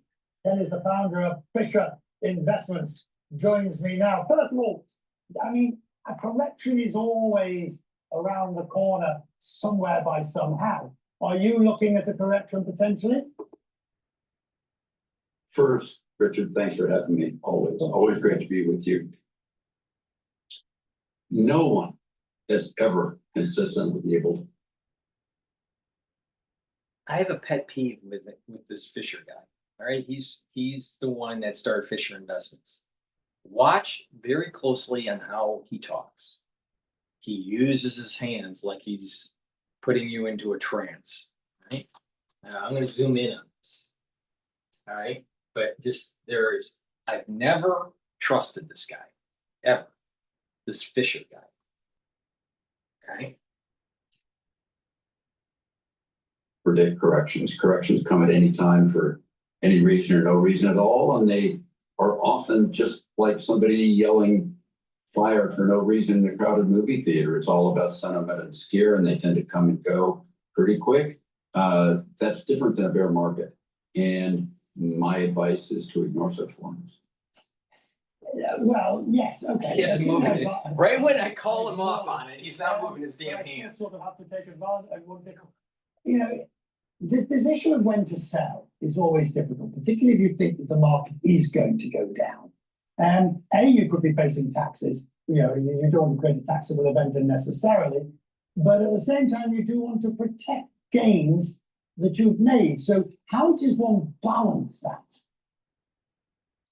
So first, let me just say simply that when there he is. Major indexes around the world have hit bull market highs, all-time highs, like they have in the last few weeks, whether the FTSE 100, Australia, Canada, the MSCI Europe as a whole, or the MSCI World as a whole, you don't want to sell very quickly because an age-old saying, which is largely true, is that bull markets die with a whimper, not with a bang. They roll over relatively slowly at first, giving you time to analyze. So the fact that we've just had market peaks around the world tells you don't rush into anything to sell. A general rule about bear markets that I've written about for almost 40 years now is that 2/3 of the drop happens in the last 1/3 of the time. 2/3 of the time is only about 1/3 of the drop. Be slow, be patient. And then the key is, do you see bad things that aren't what everyone else is yakking about? Because what everyone else is yakking about is exactly what's already been priced into stocks. So Ken, there are two big issues that I can see. The first is what one might describe as the issue du jour. It is tariffs, it is slowdown of growth. It's all the stuff that might take the froth off the market and create a correction. But the second is long-term debt. And there are more and more people who are saying that the US is on an unsustainable trajectory. Now, the problem with the longer term bit is there's never a good moment on a random Monday in August for the market to turn turtle. You know, the big long-term stuff, it's always going to be dealt with tomorrow. How does one handle it? So first, Richard, and this is a ubiquitous question that people have been talking about, as you say, pretty much as long as I can remember, about US debt. But the fact is, people are saying it now, don't do their arithmetic right. Let me take you through that really quickly. If you look at the so-called bill that was passed by Congress, the so-called Big Beautiful Bill, it's going to increase debt over a decade by about $4 trillion. But if you look at what the Fed wants, which is 2% a year inflation over that decade, well, since we start off with 3.7 trillion, it's going to eat up all of that debt and more over that time period. Yes, except it has to be funded. The ongoing debt has to be funded, and it's eating a larger percentage of the GDP and the So they're looking at the variables of inflation, the potentiality of debt increase, but what about the growing economy by bringing back manufacturing? So you're going to have more tax revenue. You're going to have a more vibrant economy. Your GDP is actually going to go up. So they're only talking about just a few of the multiple variables that are important to see the whole net effect of this. And then he's not even talking about the $50 billion that's coming in with tariffs per month. So if you're only looking at one side of the equation. But said differently, the repayment of the debt is decreasing in value by that inflation. Right. The fact of the matter is, if you take the 2% on $37 trillion, that's $750 billion a year of decrease in the value of all of the accumulated debt at this point in time. Fundamentally, are you still bullish on this market? And I'll give you a range of options here, then. Are you still bullish? He has to say yes. He has to say yes. Because the way his funds are, they're long funds. Well, you can go into, some defensive stock type funds and stuff like that, but you have to long. You can't short. That's the way his funds are. So if he says that he's against that he's not overall bullish in the United States, he's basically telling his investors that are investing in his funds to sell. Fine, let's see what he says. He's probably going to say long term he's bullish. Or are you wait and see? I'm bullish. I don't believe this bull market has begun to run out of steam. It runs out of steam when people aren't worried about all of these things and instead are starting to talk about things like, which I don't believe they are. You will never find a fund manager ever that has funds that have to be long the market, or an individual like Fisher Investments right? That has funds in the market that are long, where they're gonna say to their investor class to sell. Because they make money on fees based on the percentage, based on the assets under management. So AUMs. So the AUM, the higher it is, the more money they make. So why would they bite the hand that feeds them? They will always be bullish long term. AI will bring us to a whole new beautiful future, better than before. Why it's different this time, why the wonderful world ahead is no longer going to be leading us to corrections and imminent bear markets and fear of this, that, and the other that are all the yak things everybody talks about. AI is going to be very important for the economy, and it's going to be utopia. See what I mean? This is the reason why I don't like him. He just seems like a Do you think that there circus is clown. an inflation shock? That's a very dramatic word, but you know what I mean, waiting to hit us? First, everybody's looking at them. Secondarily, I've been writing, been very vocal, been a critic of Trump on all of this. Tariffs are always bad. They're worse for the country that imposes them than the. That is totally false. That is totally false. You have three means to get revenues for the government: tax the citizens, do tariffs on trade, and or release debt, issue debt. Now, if you issue debt, you'll be paying more than paying what would be in the end price for the consumer for a tariff. Do you want more taxes? I would assume that you would say no. So what's the option? Tariffs are bad for investor class, the transnational capitalists. Tariffs are bad for corporations that are playing labor arbitrage. Tariffs are bad for globalists, but not the average citizen. Don't make that. Tariffs are paid by the producers, approximately on average 2/3 of it. 1/3 goes to the consumer. So who gets the shit into the stick? Not the consumer with tariffs. It's actually the producers. And that's why they're having a hissy fit. And because he represents transnational capitalists, he's going to say tariffs are bad. They're imposed upon, which is exactly why, as I say commonly, the U.S. is lagging most of the world this year in terms of the stock market. But they're not as bad as people fear because there's so many ways to wiggle around them. Tariffs are consistently coming in at about 40% of the sticker rate of the tariffs because there's so many ways to wiggle around them. Now, continue to be as bad, but not as bad as here. I'm going to squeeze the asset one more time, so I'm getting one more bit of information out of you. Of all the global markets at the moment, which one do you like the best? I don't think I really want to go there because I believe people ought to think globally first, which you do really well. No. And secondly, wrong.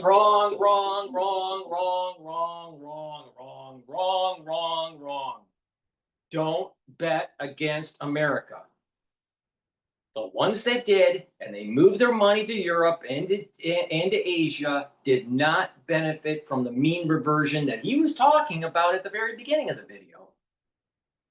The asset managers told high net worth clients to move their money to Europe and to Asia, and they didn't benefit. Now you have asset managers that want to talk down the market so they can buy in. Now, if you listen to me, you actually put some money into the equity market in the United States, and you made anywhere from like 10 to 20+% on the new deployed capital within 4 months. Now, that's a pretty good return. Never bet against the United States. Now, if things are so great overseas, why are they so worried about tariffs? Because they know that their economy will sputter out of control, especially China. Europe is having a hissy fit. Central banks are cutting rates.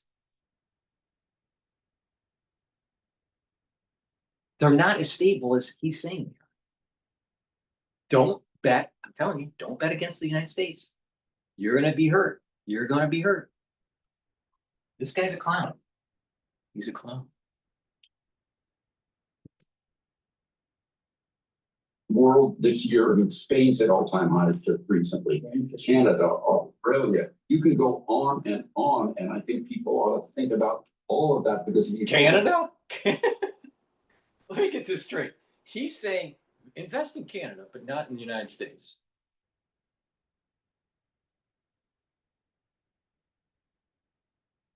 Think about that. What's the GDP? Let's just do this really quick. What's the GDP for Canada? Let's ask Brock. GDP for Canada.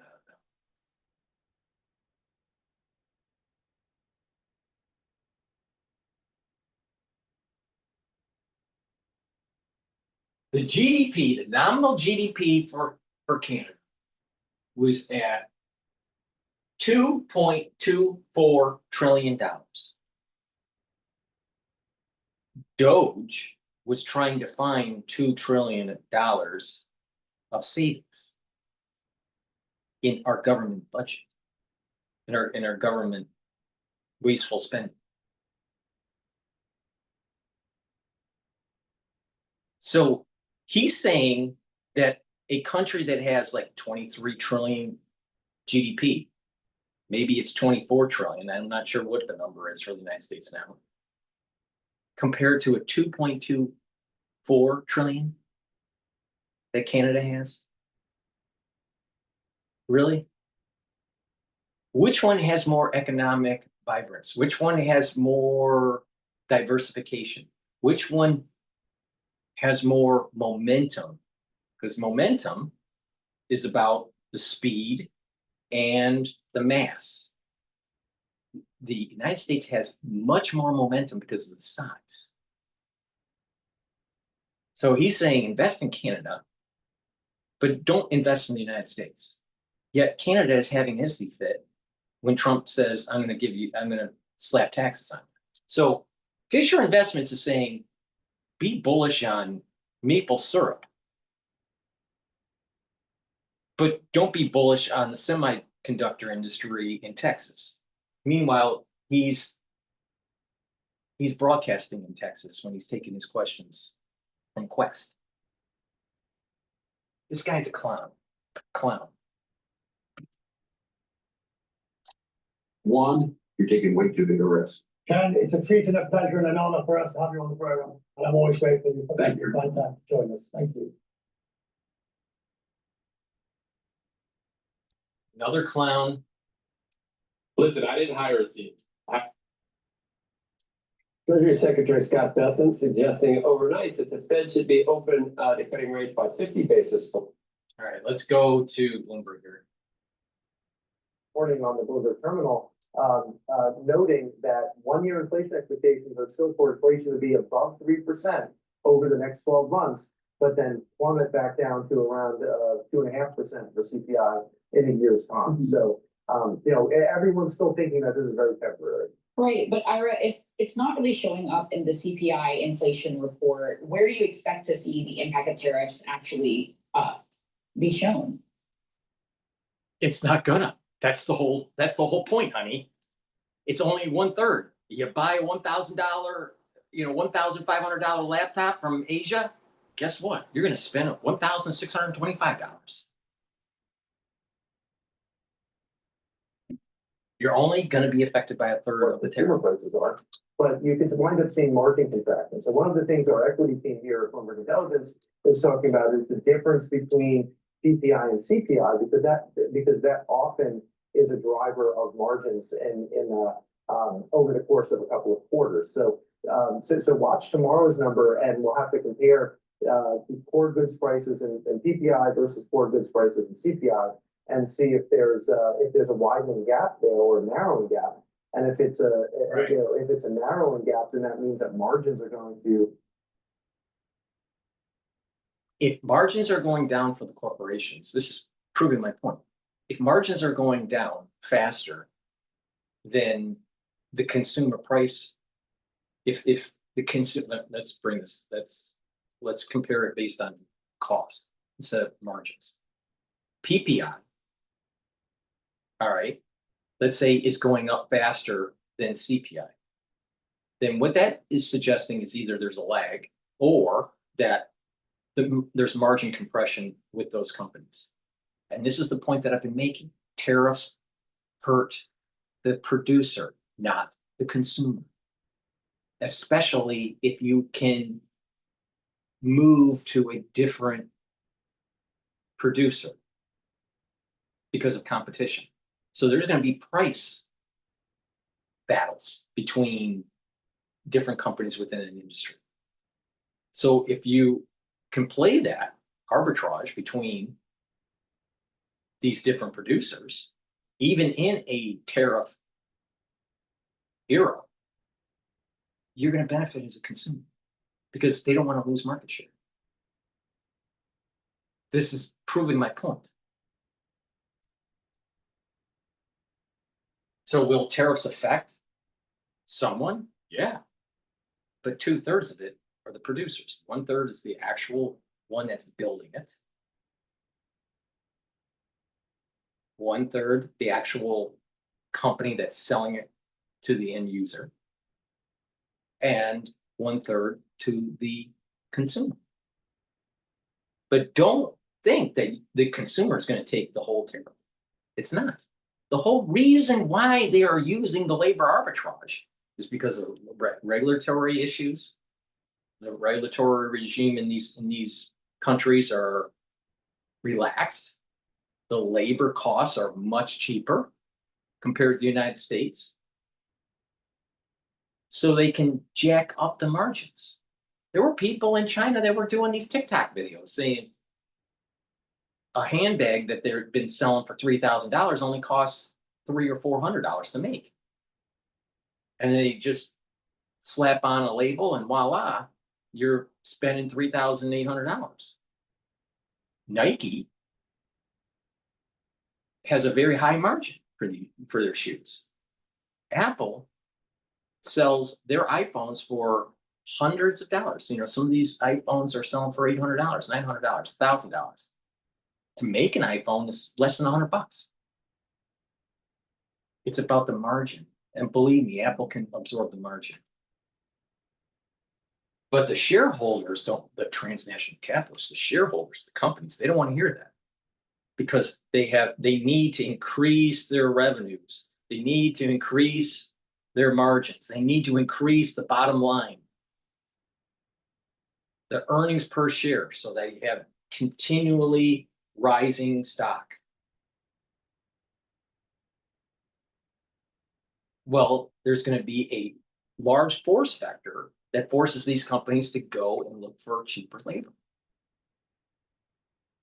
So it's not about can they make the phone here. It's really about them playing the labor arbitrage.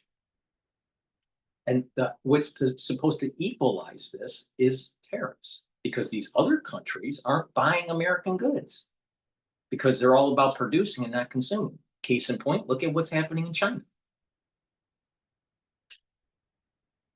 It's not the consumer that's going to hurt the most. It's going to be the producer, and the producer in many cases, not all cases, but in many cases can absorb. Apple can absorb the cost by far. Please go to my store, the-studio-reykjavik.com, and get the deodorants. The deodorants are dual purpose for males and females. They help with the detoxification of your body, and you use it as a deodorant. You can get it in citrus and also in peppermint, lavender, and tea tree. It has no aluminum and no baking soda. Made from essential oils from the Himalayas, all natural. So get a couple bars for your household, very high quality. Structural Nano Silver Toothpaste. Whitens your teeth, freshens your breath, helps the health of your gum line, and reduces inflammation.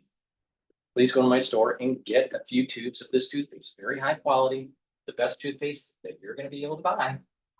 And the structural nano silver gel. Now, the gels, you can use it as the daily skincare, you can use it as an aftershave. If you're not feeling well, put it on your hands, around your mouth, around your nose, around your eyes, around your ears, lightly coat your nostrils. It stays active for 5.5 hours. It's a great product. If you cut yourself or have a minor burn or abrasion, put it on there and help you heal it. Please go to my store. Make sure you have some at work and at home. You never know when you need it. And I think you will need it in the fall. So you better pay attention. Nattokinase. Nattokinase is fibrinolytic. It's going to break up clots. That's kind of important, don't you think? And nattokinase will help to improve your lipid profile, help to bring down LDL levels and increase your HDL levels. By improving your lipid profile, you reduce plaque formation. Vitamin D3, gene expression cofactor, super important. Helps to get cells to go into apoptosis. Super important for this fall. And vitamin D3 can help to absorb calcium to help build denser bone. And vitamin D3 is actually good for your cardiovascular system. Stack it with vitamin K2 and K7 molecule. Why? Because it'll help to absorb that calcium that you're taking, do the resistance training, and build better bone density. But also vitamin D3 and K2 will help to pull out some of that calcium depositing around plaque formation and reduce the chances of further calcium depositing. Now, what's important here is that if you have some blockage and you take certain types of supplements, over time, you're actually going to reduce the plaque. So if you take antioxidants like C60, bring down inflammation by taking the turmerics, the ashwagandha, and the lignans, and the omega-3s, the D3 and the K2s. When you do that, you're creating an environment at the vascular level to slowly reduce the plaque. Please go to my store, the-studio-reykjavik.com. Use discount 5, you get $5 off any order. If you spend $100 or more, get a free gift until supplies last. And I think that free gift helps with your heart.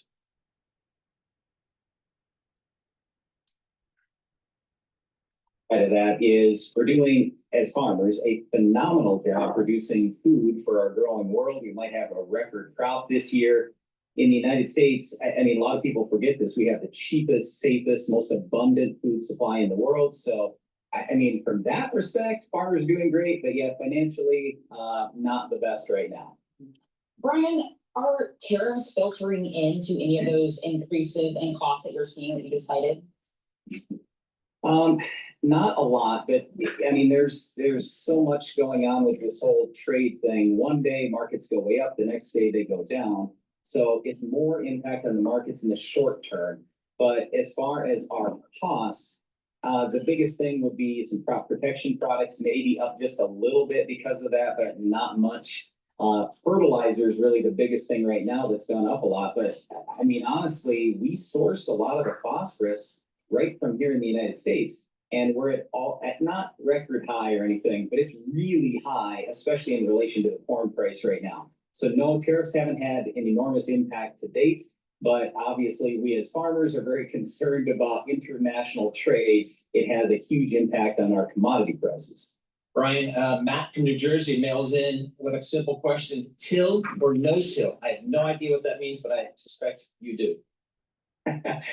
I definitely do. We've done both. We've done everything on our farm. But anyway, it's basically, are you going to run over your fields and stir in all the residue into the soil? So we as farmers often talk about turning the ground black.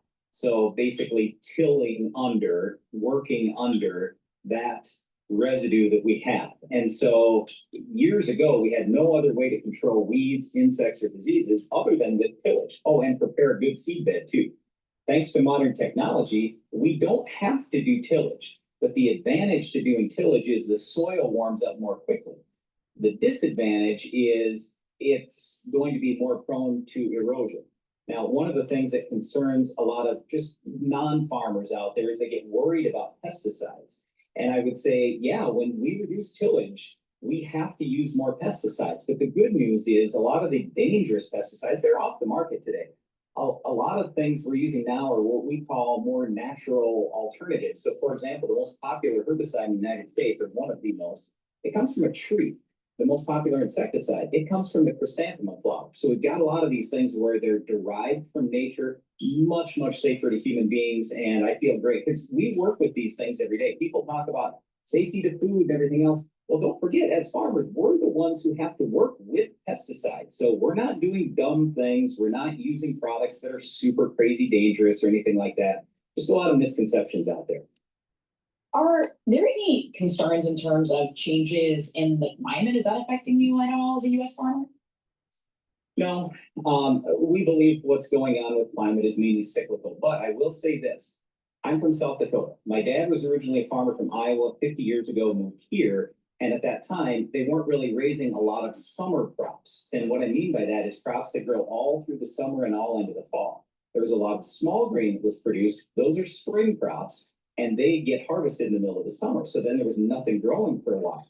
Well, when you talk about climate change, the biggest thing a lot of people want is less carbon dioxide in the air. We can do that with more plants and having more stuff growing longer during the growing season. And because of that, we have more humidity now in our region than we've ever had before because of these summer crops. So, there's some little changes like that, but otherwise, no, I'm not worried about climate change as a general statement, not impacting farmers.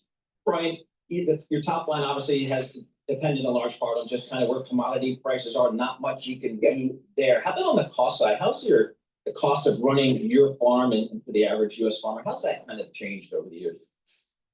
Well, equipment's a lot more expensive, but the technology is good to go along with that. Seed is a lot more expensive. I mean, way more expensive, but we have a lot better seed genetics. The cost of just labor in general, much, much higher. I don't like the fact that interest costs are as high as they are right now. Granted, historically, they aren't like the highest level ever or anything, but I loved it for a long time when we had super cheap interest because me, just like every other farmer out there, we borrow lots of money. So if we can get those interest rates down even another 1 or 2%, wow, that would make a huge difference on the cost side. So yes, our costs are dramatically higher than they used to be, but that's part of modern life. All right, Brian, thanks so much for taking the time. Really appreciate it. We learned a lot there. Brian Hefty, he's co-host of Ag Ph.D. TV and Radio and CEO of Hefty Seed Company. And he also farms 3,500 acres out there in Baltic, South Dakota. Appreciate getting a little bit of his time. Let's go from farming to technology. Why not? We can do that here at Bloomberg Intelligence Radio. Anurag Rana joins us here as a tech analyst for Bloomberg Intelligence. CoreWeave. Anurag, we've been talking about CoreWeave today. I need a better understanding. Just give me the DES function kind of definition, basic definition, of what CoreWeave does and what's going on with the news. So in the most simplistic way, they are renting out GPUs for people who are, looking for any way to run their AI workloads. That could be training of the models, or that could be, the inference workloads from the applications that you're running. So very simple business model. They are a partner with NVIDIA. NVIDIA is also invested there. They buy their chips, they put it in a data center, and people, rent it out from them. So when I look at the stock performance for CoreWeave, of course, we know it IPO'd back in late March. We're seeing shares that are up about 200%. But I want to know, why is there this conversation about the rally sputtering out? What's really weighing on the stock here? So when you look at it, you go back to March when the IPO was coming out, it was actually very poorly received. One could argue it was underpriced because not looking at the growth prospects of the company, focused more on the capital expenditure and the expense and the loss, and they had to go out to debt markets to issue. So that was the sentiment back then. And suddenly within a 2-3 month period, all of that evaporated and the stock went up to 160 or so. What we are seeing as of last night is fundamentals are strong. They're still getting a lot of bookings, people using their cloud, but everybody's now suddenly again worried about interest expense and capital expenditure and so forth. And that's the growing pain I think this company will have to endure being a public in public markets, because you could do that as a private company, but very difficult. People will get excited and people will worry about one thing or the other at one point. All right, I have to ask Anurag just about what we saw yesterday about, refresh my memory on this whole Google Chrome thing, who's put a bid out there? Right. Can you give us a nice bit on that? That just kind of jumped off Please, the we need to screen. know. What do you know? Yeah, it's, And I did a terrible job asking that question, so just tell us what the news is. Well, so what's happening is there is, again, the DOJ case that's happening with Google and the whole decision, the argument of trying to break it up and why Chrome is a monopoly and the whole thing. Perplexity, on the other hand, as also a AI search product, and one way they can gain a lot of users if they have ability to control Chrome. But frankly speaking, I mean, if you look at, some of the paperwork that was filed as part of the DOJ case, that product is probably worth north of $50 billion. And I have no idea why a company that's that's probably valued at about 18 billion or so wants to buy this asset. And, it just sounds a bit, strange or a bit unusual for them to even be talking about it. Am I the only one that didn't know that Google Chrome was up for sale? Well, it's not. That's the No, point. it is not. It's one of the things that is this right? Honorable? It may be deemed a remedy that will be ordered by the judge. It would be too harsh, but again, this is one of the hypothetical 20 things that can happen. But at the same time, I mean, I'm just making this up. Google may decide, what, shareholders, you can have this as a separate company altogether. That would be so much more powerful, with Gemini and all that stuff. But again, from our experts, we don't think that's going to happen or on the table. But yes, it is expected, or in the long laundry list of things that can happen, this is one of the things that people have talked about. All right. I mean, we're going to that again. Selling off pieces of Google. I didn't have that on my big book. Not at all. But we'll have to wait and see what the judge has to say on the remedies there. Honor Ivana, technology analyst, Bloomberg Intelligence, joining us there. CoreWeave shares falling, like 18-19%. Disappointing earnings outlook, margin pressures, rapid AI expansion, data centers, all that kind of stuff. It's, as Anurag suggested, maybe it's just growing pains for a company that's growing rapidly and for a stock that's just skyrocketed since its IPO. Maybe a buying opportunity to see what the sell side comes back with in terms of their recommendations. Looking at the market here, holding on to some gains here, no doubt, a little bit lower levels, but still S&P, we're higher here, about 0.2%, and Nasdaq's up about 0.1% here. Looking at the Bloomberg Dollar Index, falling here today, it's been around 1,200 even there. So the dollar not rebounding, staying at or near its lower levels. We'll have more coming up. This is Bloomberg Morning.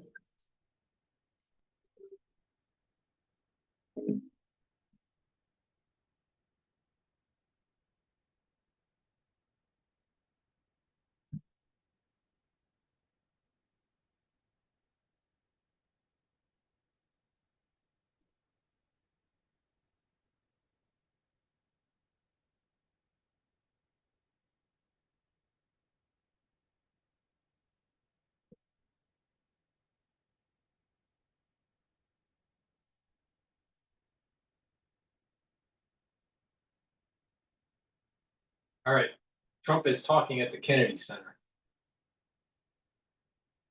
Well, but let's talk about right now the Kennedy Center, and I'm delighted to be here as we officially announce the incredibly talented artists who will be celebrated later this year at the 2025 Kennedy Center Honors. It's going to be a big evening. I've been asked to host. I said, I'm the president of the United States. Are you fools asking me to do that? Sir, you'll get much higher ratings. I said, I don't care. I'm president of the United States. I won't do it. They said, please. And then Susie Wells said to me, sir, why get a house? I said, okay, Susie, I'll do it. That's the power she's got.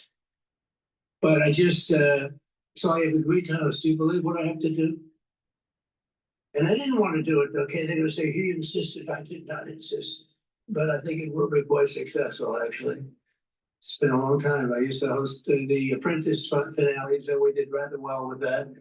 So I think we're going to do very well because we have some great honorees, some really great ones. Since 1978, the Kennedy Center Honors have been among the most prestigious awards in the performing arts. I wanted one. I was never able to get one. This year, it's true, actually.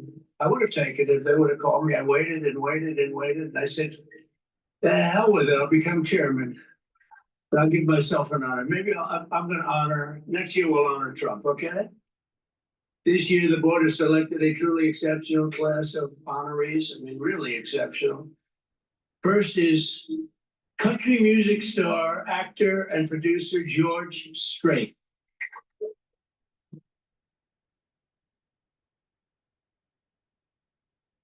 Great.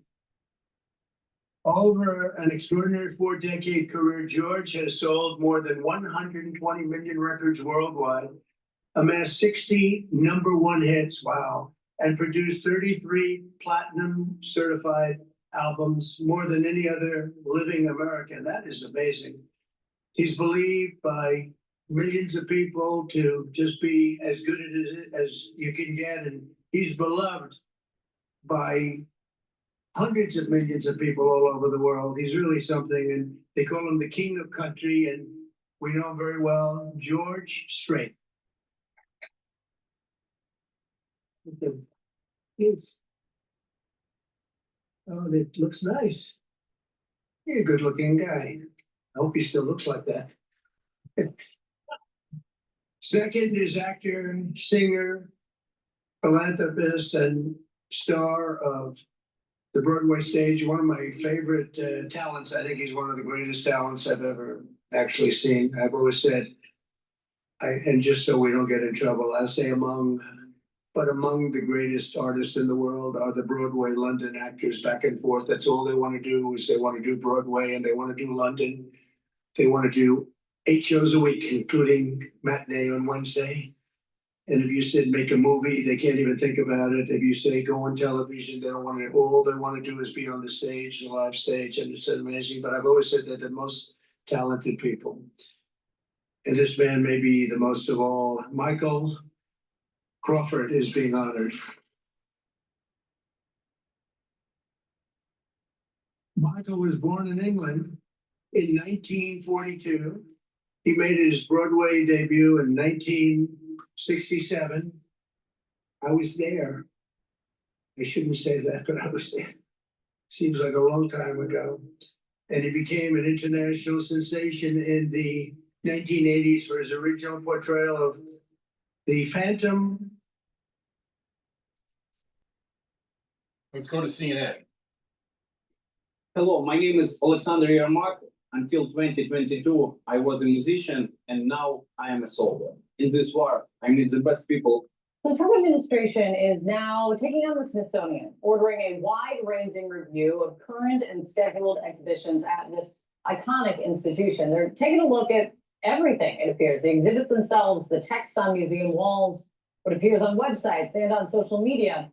It's the latest move by the White House to impose the president's view on American culture and try to purge and go along with his very public disdain of diversity, equity, and inclusion. And today, the president will be at the Kennedy Center, another institution that he took over, announcing this year's honorees. Joining us right now, CNN's Brian Stelter for more on this. And when you talk about the Smithsonian, I mean, it is the largest collection of museums in the world. There are 21 properties that make up the Smithsonian. This will have a very big impact.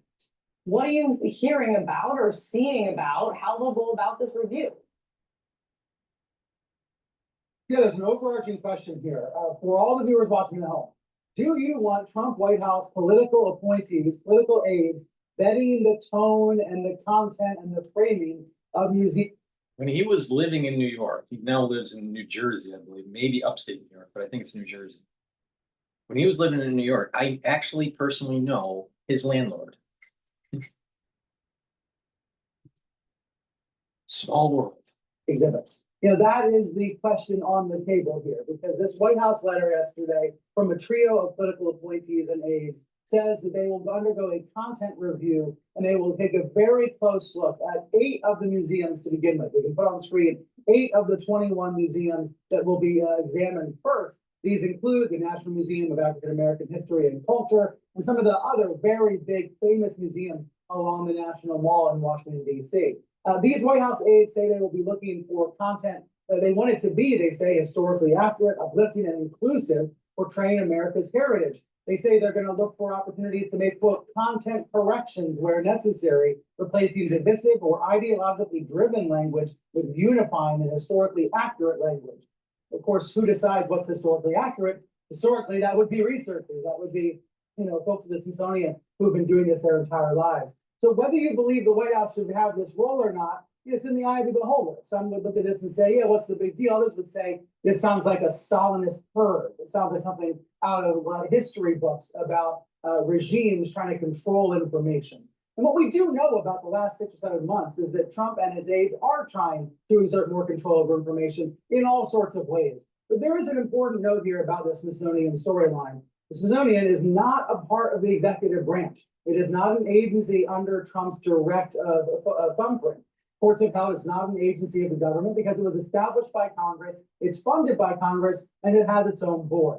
So what will the Smithsonian do in this case, Kate? Well, we know the Smithsonian says it's going to work constructively with the White House, but I'm very curious to see just how open and helpful the Smithsonian museums are when it comes to being involved in this content review. Yeah, and really at the end of the day, what changes are made? We've seen some of the like the DOD, they've had to admit mistakes when they've been purging websites and saying they didn't intend to and have to reinstate things, but having to be called out and caught doing it first. We'll see what comes of this.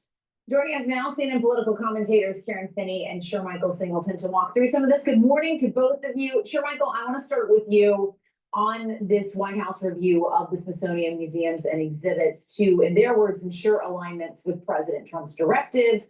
They want to, again, in their words, celebrate American exceptionalism, remove divisive or partisan narratives, and restore confidence in our shared cultural institutions. Shermichael, American history is messy.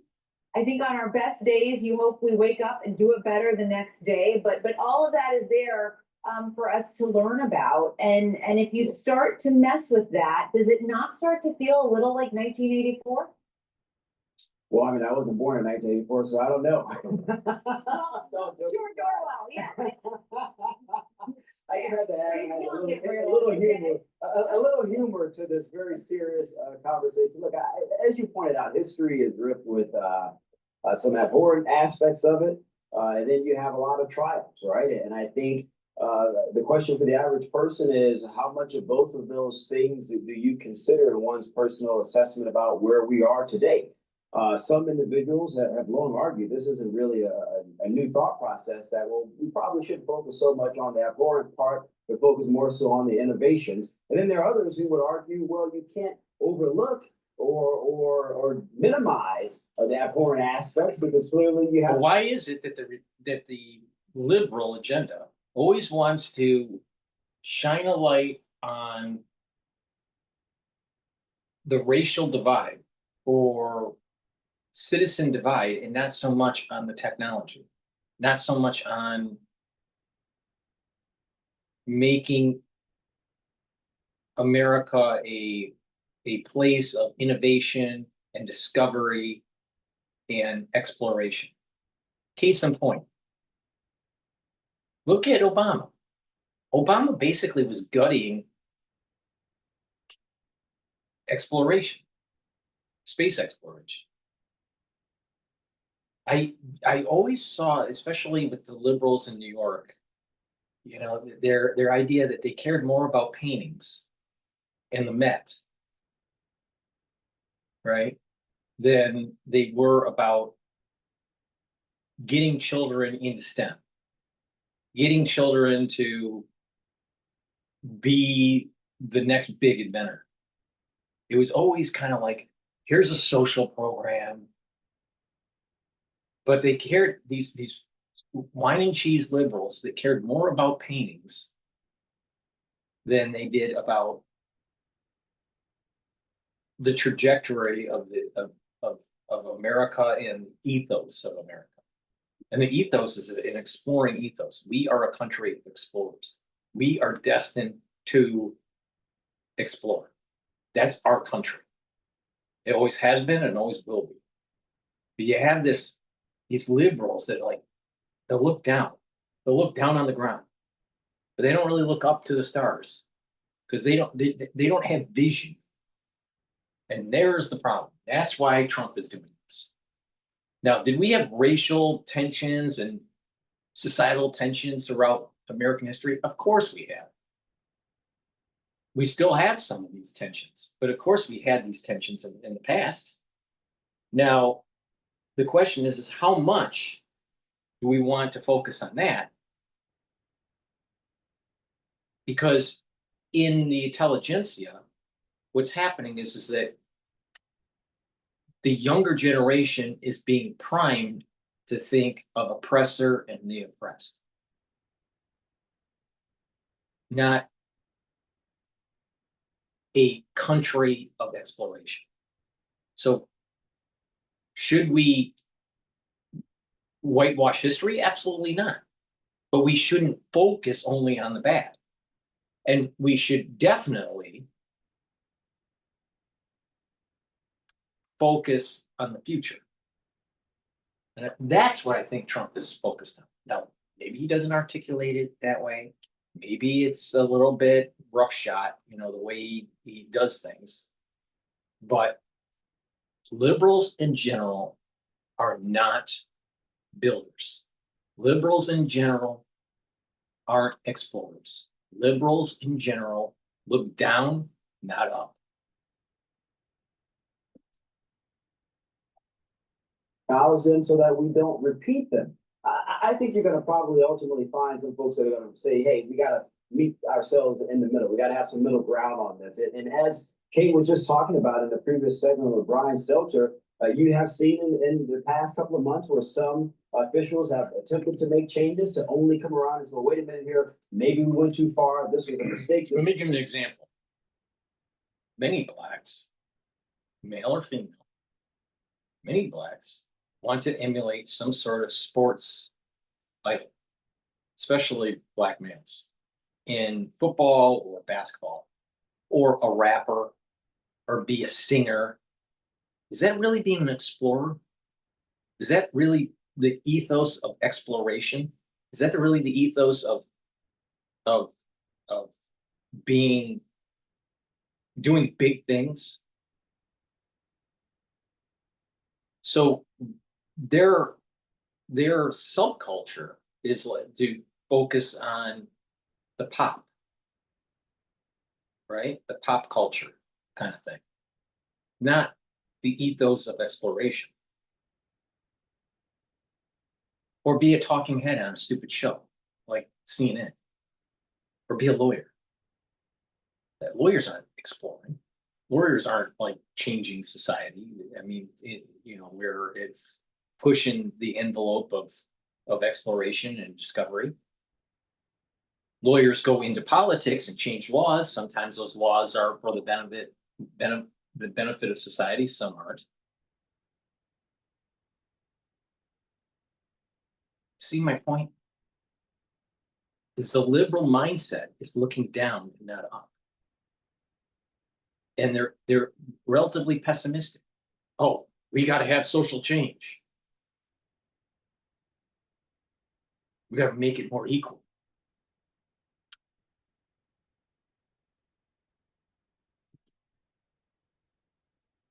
Error, we need to correct this. And I ultimately think you'll probably see some combination of that moving forward, if I'm going to be honest with you. Karen, what are your thoughts on this?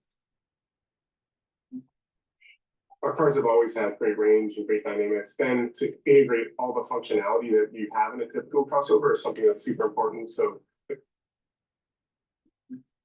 yeah, I'm with you in the 1984 and cultural reference, particularly given that this follows a pattern across what we're seeing Trump do. I mean, we know he's so Trump must be a dictator. And I heard this from one of the professors from HLS, the Harvard Law School, talking about this, how he thinks he's a dictator, and this is going to be the next Stalin. That's correct. All right. But what about her making a statement about how the liberal agenda was to make the country apologetic and not be exploring? the apologetic president was Obama.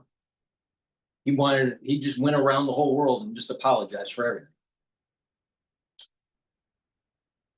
So if you have a liberal group that's focusing on a certain part of history to prevent children from going into STEM, preventing children from thinking big and that they can do anything, and this country is an exploring nation, not a hammock, creating hammocks for, for everything.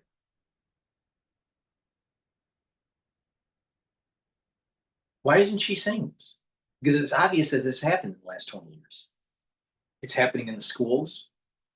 It's happening in the media. It's happening at the museums. They're brainwashing the kids, but it's not okay to focus the attention on other stuff. When Trump wants to focus the attention on other stuff, like exploration, like technology, like America, I can, instead of America, I can't. See, the liberal mindset is America, I can't. They're apologetic. But if you have a mindset of America, I can, it's different. Different things happen. You start instituting a ethos within the younger population, and they become builders and they become entrepreneurs. But if it's America, I can't, then you get Mondani, mayor. So Trump must be 1984. But why not look in the mirror and say the liberal agenda was 1984?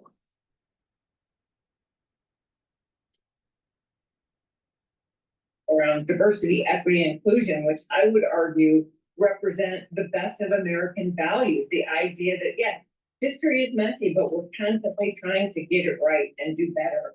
One of the museums is the Museum of the American Indian. DEI was the policy at Harvard that elevated Claudine Gay. But when she was in power at Harvard as a dean of FAS, the Faculty of Arts and Sciences, and then when she became president, she blackballed certain types of professors that were disproving the liberal agenda. So is that really diversified? Was that dealing with facts and allowing for a diverse thought within academia? Absolutely not. Don't be hoodwinked with this idea that DEI is allowing for diversity of ideas. What it is it's trying to narrow the actual conversation.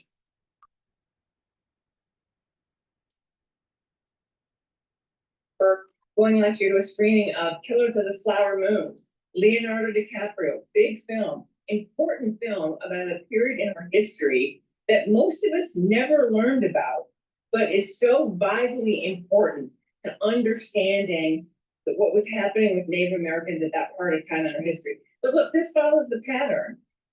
Think about this. So we fire the person who gives us the data. He's firing the person he doesn't like. If you don't like the jobs numbers, fire the person. Get me the sycophant who's going to give me the numbers that I like. I don't like the way history is written. It's a little bit more complicated than that. It's a little bit more complicated. All right. What it is that you have Ph.D.s out there and statisticians that their methodologies have drifted away from reality. And if they were doing a great job, why do they have to have such a swing of revisions? Because the data is bad. The way they're doing it is wrong. And it needs to be monitored. They have to go through a monetization of the collection of the data. That's the BLS issue. Now, what about Claudine Gay? DEI, who was blackballing certain professors that were disproving the liberal agenda.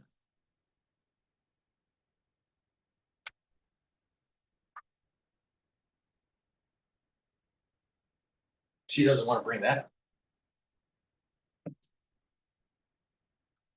Like that exhibit that makes me look bad, we're gonna change it. I mean, this is an authoritarian playbook where he's trying to not only control access to information, but the actual information itself. And we're seeing him do this across a number of sectors, not just the museums, not just the data that is so vital, as we were just talking about. So I think we've seen this before. We're gonna see more of it. I think he's gonna do like they've been doing, going with a hatchet, not a scalpel, and it's gonna be detrimental to the story of this country. And, you know, the last thing I'll say is, it is also a sign of a weak man, a weak leader. What we're seeing is the destruction of the ultra liberal. It's a pendulum swinging back to conservatism. It's a pendulum swinging back to capitalism. It is the idea that the blue-haired liberal that was running the country is done. It's done. America, I can. Not America, I can't. And once again, CNN doesn't see it. Afraid of the truth. You know, strong leaders take the truth, find the solutions, or figure out how do you deal with the truth. They don't just change it to suit their fancy. Sure, Michael, Karen uses the word authoritarian. Really? That he. But Claudine Gay did. And she's from Harvard. She basically told the economics department that was proving her liberal agenda wrong, that you're no longer funded. Because they didn't like the truth. What about the political moves that were going on with the Federal Reserve? They were trying to help Biden. They weren't paying attention to the data. They didn't raise rates the way they should have. They were leaning towards the liberal spectrum in monetary policy. They weren't paying attention to the data. But Trump's the bad guy? Who's more of a bad guy, Trump or Powell, the chairman of the Federal Reserve, where you have now sticky inflation for housing costs?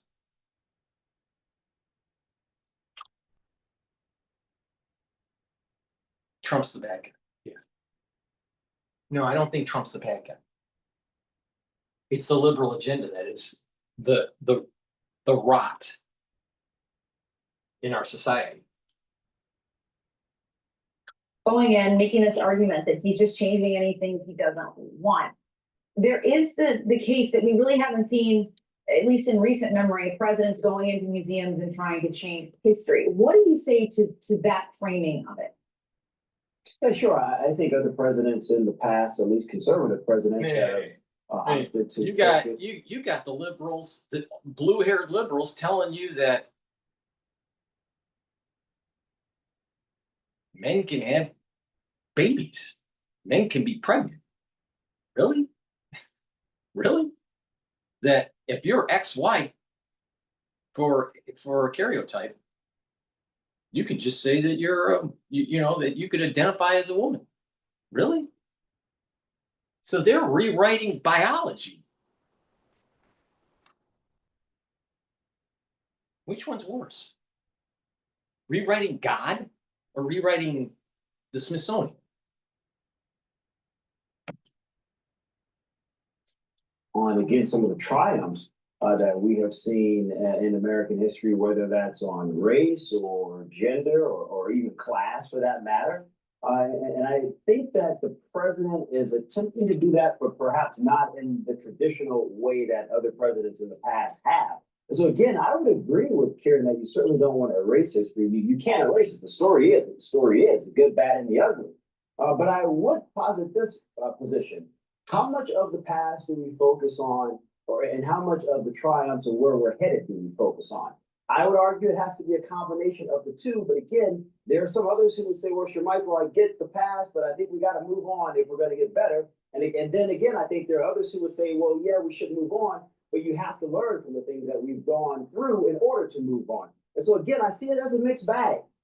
Karen, I'll give you the last word. on that. No. See, if you listen really carefully to what he was saying,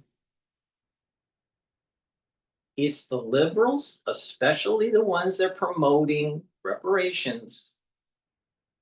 If you keep on hammering apology, white people are bad, there was slavery, and that, there is not enough equality and equity within the society for the minorities, and it's all the fault of the white man and the founding fathers of the Constitution and blah blah blah blah blah. White privilege and all this bullshit. If they keep on saying that, then and they get people going into non-STEM degrees, so they get into law or they go into the humanities or they become, talking heads on shows like this. They get into politics, and then what it does is it's starting to erode that firewall. And when they erode that firewall, they're going to start pushing for reparations. That's what's happening. They want to keep on hammering it home. Meanwhile, in 1964, you probably wouldn't have a black person on CNN if CNN was in existence at the time. Black people have more opportunity now than ever in American history, ever. But there is a big percentage of the black community that's especially ultra liberal that is pushing for reparations.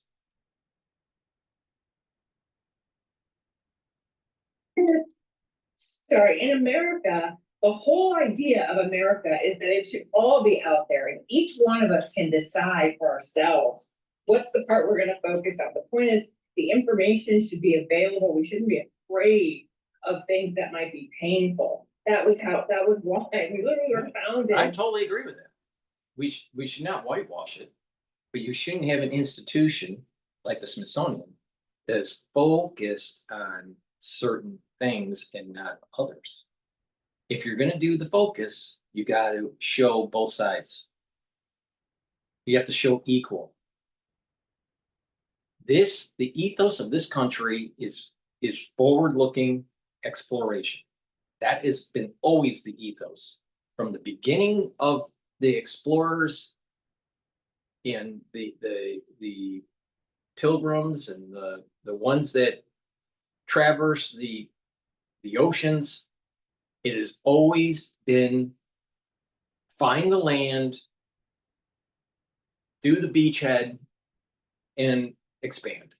We've been always forward moving from the moment of our birth of the country and of the continent. It's been forward, and it never changed. But what you're having is these liberals trying to kind of slow that momentum of forwardness. Now, what's going to drive that forwardness is technology. What's going to drive that forwardness is taking risks. What's going to drive that forwardness is having a optimistic attitude. But liberals, they're not like that.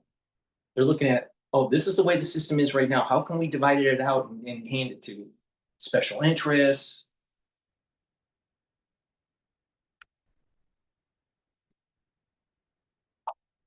As we were trying to escape a mad king.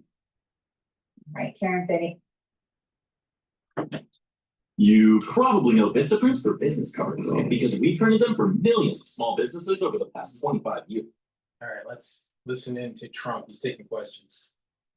Us to do ride-alongs with the DC police to understand how serious this crime issue is. Sounds okay to me if they want to do it. We're going to work with the DC police. A lot of very good people in there. Not all, but a lot of very good, very, very professional.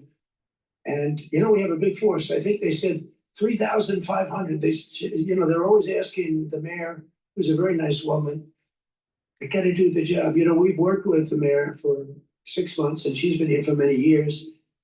And the numbers are worse than they ever are. Don't let anyone tell you they're not. And the whole statistical charts that they made, the whole thing is a rigged deal. They got rid of the guy that, because he didn't want to do the numbers the way they wanted to, and they put their own numbers out. They said it's the best in 20 years. No, it's the worst in 20 years. But we're gonna have, we're gonna be very open about what we're doing. So. But didn't that woman on CNN say it was Trump that's just whitewashing the stats? But you have the Democrats that aren't willing to really state what a crime is. They change the vocabulary of things. They change the definition of things. And so you can't even compare apples to apples anymore.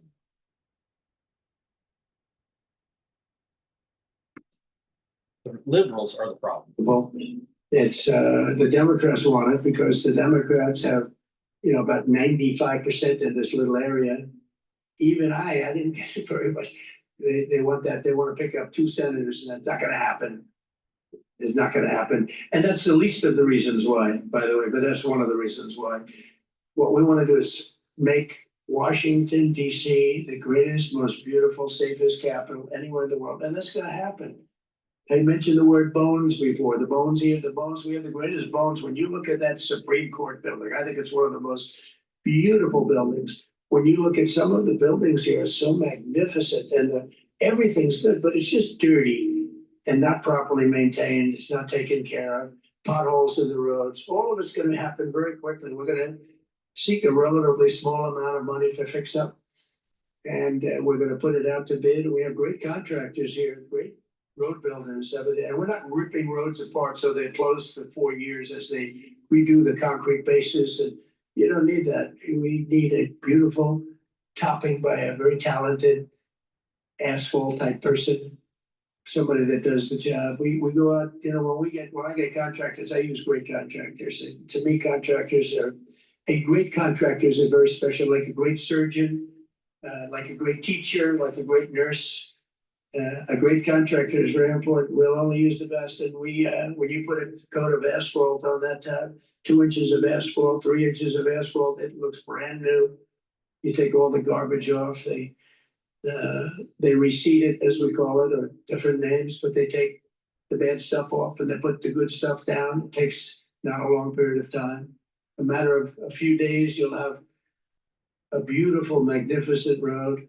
You fix up the curbs. You get rid of the medians in this town are just horrible. You're riding around. I think to myself, leaders come from foreign countries. You see with leaders all the time. Different leaders. They came in from India recently and from everywhere. They came in from a war that we just ended, Azerbaijan, and that, and Armenia. We just ended the war. The 2 leaders came in.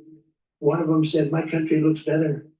The roads are better than." We were talking about. I said, "What do you think?" He said, "Well, the roads are better in Armenia than they are in Washington, D.C. It's embarrassing."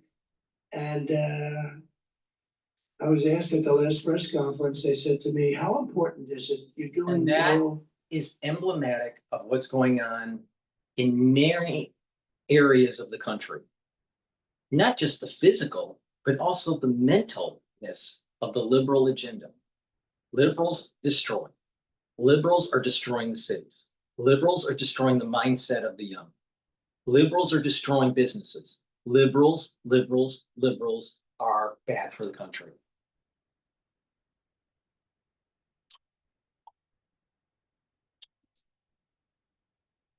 Safe, clean, and beautiful in a very short period of time. Go ahead, please. In the back, yeah, please. Mr. President, how were your calls this morning with European leaders, and was it your call not to invite President Zelensky to your meeting with Putin? No, just the opposite. No. We had a very good call. He was on the call. President Zelensky was on the call. I would rate it a 10, very, very friendly. I know the leaders because I was at NATO, as you know. I took it from 2% to 5%, 2% that wasn't paid, 5% that is paid, which is trillions of dollars in defense capability. No, it was always going to be, I was going to meet with President Putin, and then after that, I'm going to call the leaders and President Zelensky, I'm gonna call President Zelensky, and then I'll call probably in that order the leaders. There's a very good chance that we're gonna have a second meeting, which will be more productive than the first, because the first is I'm gonna find out where we are and what we're doing. Again, this is Biden's war. This isn't my war. He got us into this thing. And it should have never happened. This war would have never happened if I were president. But it is what it is, and I'm here to fix it, and I'm here to stop 6,000, 7,000 people last week. 7,213 people last week were killed, mostly soldiers. But missiles being lobbed into towns don't exactly help either, but mostly soldiers. And Ukrainian and Russian, they're not American soldiers, but you know, if we can save a lot of lives, it would be a great thing. I've stopped 5 wars in the last 6 months. And on top of that, we wiped out the nuclear capability of Iran, obliterated it.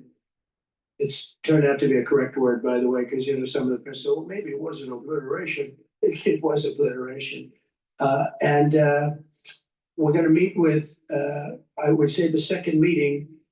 If the first one goes okay, we'll have a quick second one. I would like to do it almost immediately. And we'll have a quick second meeting between President Putin and President Zelensky and myself, if they'd like to have me there. And that would be a meeting where maybe it could be absolutely work. But the first meeting will not work that out. Certain great things can be gained in the first. It's going to be a very important meeting. But it's setting the table for the second meeting. I think the second meeting, if the second meeting takes place, now there may be no second meeting, because if I feel that it's not appropriate to have it because I didn't get the answers that we have to have, then we're not going to have a second meeting. Thank you, sir. Thank you, sir. I didn't ask you. Go ahead, please, Regis. I just wanted to ask you, thank you, Mr. President. How involved were you in the selection process of these honorees? I would say I was about 98% involved. No, they all went through me. They came over, Rick and Sergio and everybody. They said, I turned down plenty. They were too woke. I had a couple of wokesters. No, we have great people. This is very different than it used to be. Very different. These are great people, and I don't have any idea the Republican kids. They want people that. Please go to my store, the-studio-reykjavik.com, and get the ashwagandha root. This will help to control glucose levels and your cortisol levels, bring down inflammation. Very important for cardiovascular health and immune system. Lignans helps to improve your endocrine system and your immune system, brings down inflammation and soaks up free radicals because it's an antioxidant. It's a powder, mix it with filtered water for soft foods. And turmeric. Turmeric brings down pro-inflammatory cytokines and also soaks up free radicals. When you take them together, this is a powerful stack for your cardiovascular health and your immune system. So go to my store, get the turmeric, the lignans, and the ashwagandha root.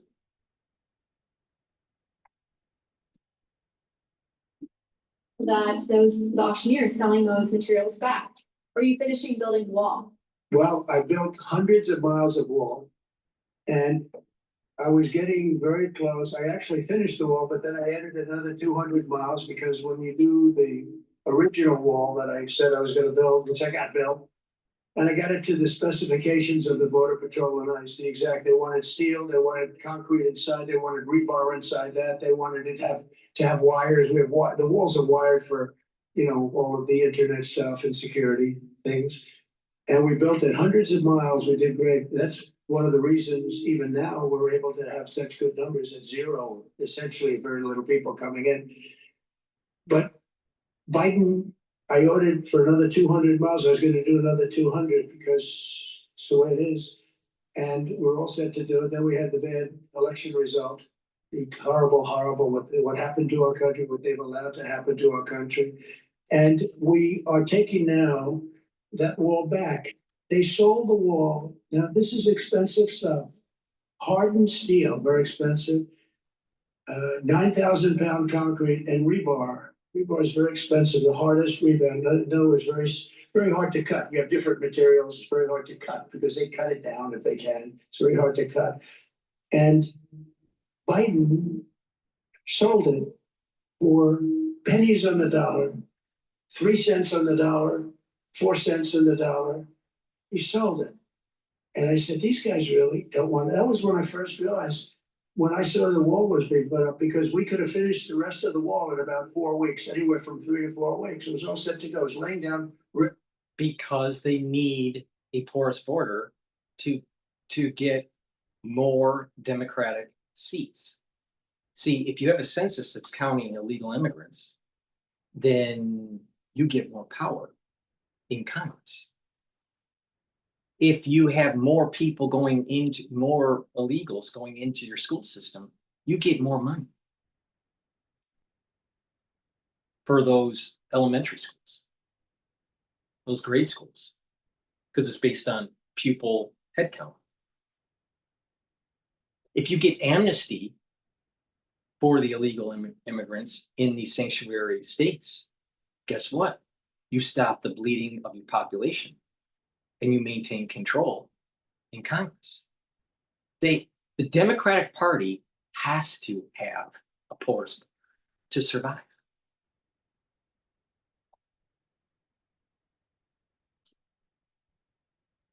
Least of it, but we're gonna buy it, but we're gonna take the wall back. We're paying a small amount of money, as I understand it, to get it back, to get rid of the litigation. We'll take it back, we'll put it up, yep.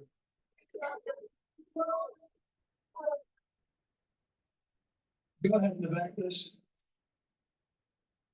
I want to take it back to the Kennedy Center if I can, just for a second, Mr. President. Sure. From what I understand, the Les Mis show exceeded everyone's expectations, attendance, revenue across the board. Right. Do you anticipate future shows to basically do the same? I like that guy. Now that's called a question, okay? And he's a great reporter, actually. Thank you very much. I appreciate it. Yeah, it did great. Les Mis did great, broke records, and was sold out and beautiful. And we anticipate a lot of that happening. There's a thirst for it. And especially when the crime is knocked out. You know, when we knock out crime, some people probably stay away from places like restaurants and up. Please go to my store, the-studio-reykjavik.com. If you're 40 years of age or older, it's really important to take the vitamin B complex. The first 4 B vitamins helps with the mitochondrial health and boost up ATP. That's your energy source for your cell. Vitamin B complex helps the cellular metabolism, and vitamin B complex helps with neural health. Very important to protect your neurons. You're going to know a lot of people within 5 years that are going to have early onset of dementia or Parkinsonian problems, gait issues, movement issues. Trust me, it's going to happen. Omega-3 brings down systemic inflammation and helps to improve your lipid profile. By doing that, you're reducing the chances of plaque buildup. And C60 is a very powerful antioxidant. You take a teaspoon a day, preferably on an empty stomach for best absorption. You can get it in MCT coconut oil, avocado oil, and extra virgin olive oil. You can get it in a 2 ounce, a 4 ounce, or an 8 ounce configuration. It is cheaper to buy it in a higher ounce configuration. C60 is in a oil, so you can get the proper absorption. Never take C60 in a powdered form, ever, ever, ever, ever, ever. Bad. But C60 in a lipid that allows for that proper absorption. Now, C60 will soak up free radicals about hundreds of times, if not 1,000 times more than a molecule of vitamin C. So 1 molecule of C60, hundreds of times, if not 1,000 times more than 1 molecule of vitamin C. Now, C60, by soaking up those free radicals, reduces stress in the cell, reduces stress at the vascular level, even reduces stress at the brain level. And when you are reducing stress in those tissues, your organ systems are perform better. At the vascular level, by soaking up free radicals, you're reducing the chances of oxidized LDL. That means that you're reducing plaque buildup. Now, C60, by soaking up those free radicals in the cell, is also improving the mitochondrial health, so you have more ATP, more energy. People that age, they have less energy. Why? Because their mitochondria is bad. And it's a feedback loop. When you age, you rust more. And then your mitochondria goes down more and your energy levels go down, and it's a feedback loop. Well, you've got to stop the feedback loop by soaking up the free radicals and improving the health of the mitochondria. And then your energy levels start to go back up. Your cells start to perform better. Your tissues start to perform better. Your organ systems start to perform better. Now, do you understand why taking C60 actually slows down the aging process? Now, for your neurons, what it's going to do is it's going to reduce that stress in the neuron. Your myelin sheath integrity will be maintained and improved. The mitochondrial health within the neuron improves. You have more energy in the neuron to produce the neurotransmitters.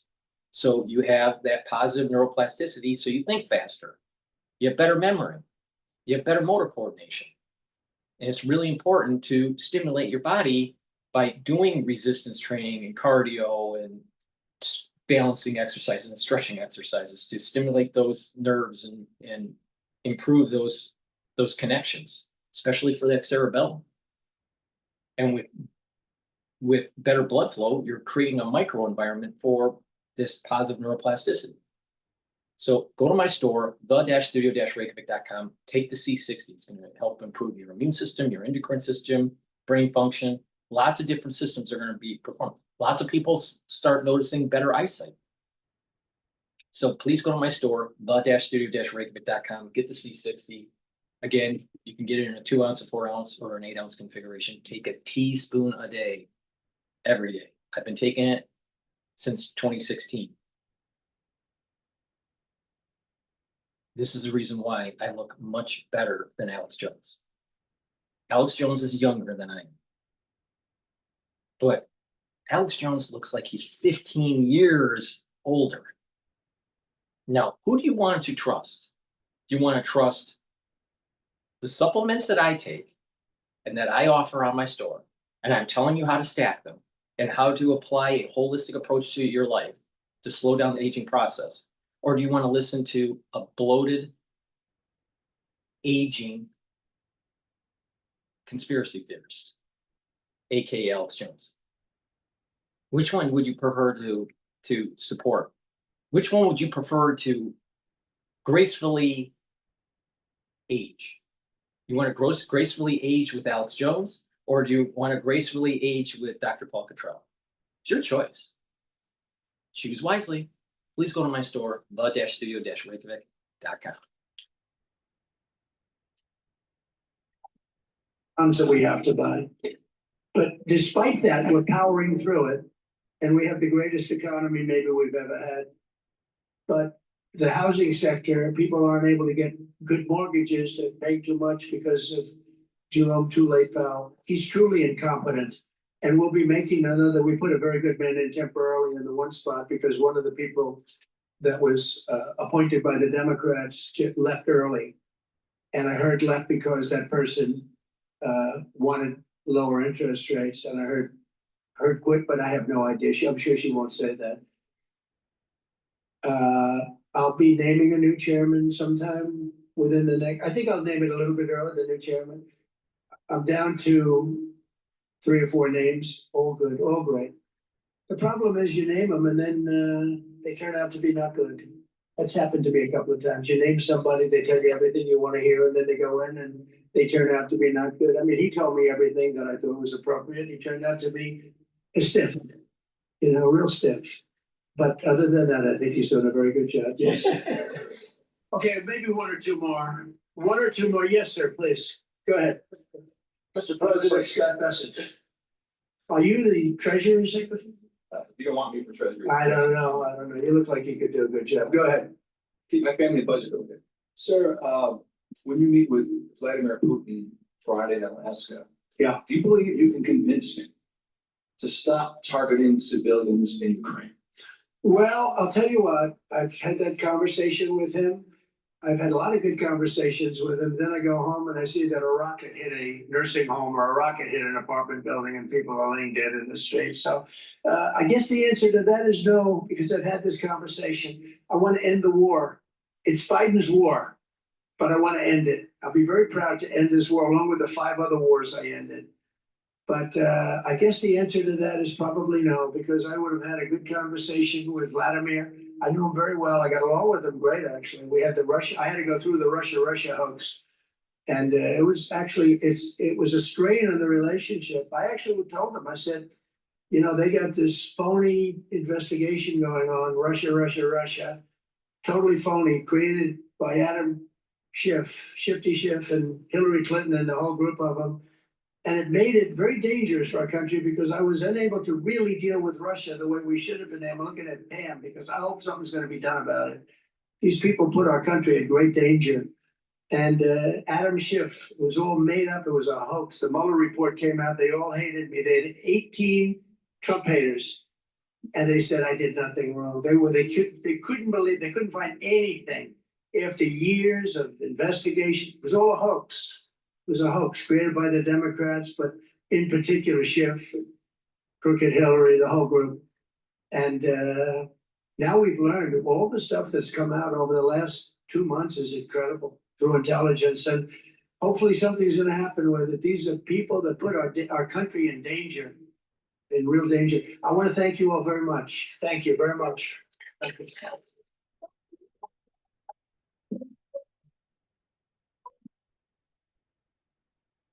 To have President Trump live at the Kennedy Center in Washington, D.C., making his way off the stage following a news conference and an announcement. The whole reason why he was there was, in fact, to announce the Kennedy Center honor nominees, and in fact made some news right at the outset saying that he'd agreed to host the Kennedy Center honors this year, naming country music star George Strait, Sylvester Stallone, Gloria Gaynor, Michael Crawford among the first batch of Kennedy Center honor nominees under his leadership, of course, as the center's new chairman. Says he will, yes, host the awards program, and that will all coincide with a massive revamping and upgrading of the facilities, he says, at the Kennedy Center, as he calls it, the Trump Kennedy Center. Whoops. I mean Kennedy Center Awards in his Truth Social post from last evening.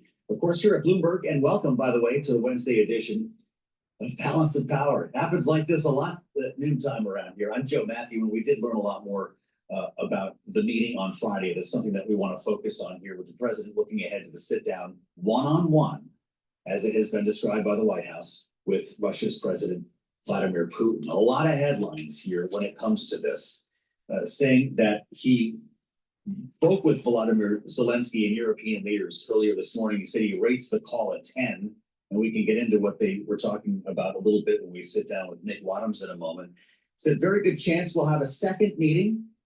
It was not my call, interestingly. He said it was not my call to leave Zelensky out of the meeting, suggesting that it was Vladimir Putin's call. Second meeting would be more productive, he said, which would presumably include Volodymyr Zelensky. May not have a second meeting if I don't get the answers I want. But if the first one goes well, he says he will seek a trilateral. This comes with reporting today. There's finally some new details on what's actually going to happen on Friday, as the president will be meeting Vladimir Putin at an air base, Elmendorf-Richardson Air Base in Anchorage on Friday. We're still waiting for a tip-top from the White House, but we finally have a venue. And we also have an earful from European leaders who are very concerned that lines are going to be frozen in place without their input following the meeting on Friday.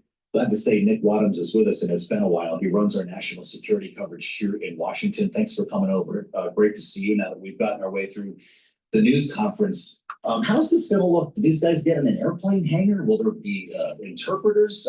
How do we expect the room to be set? I think what you could, it would probably be either one of two options: two chairs next to each other, or across the table with aides on each side.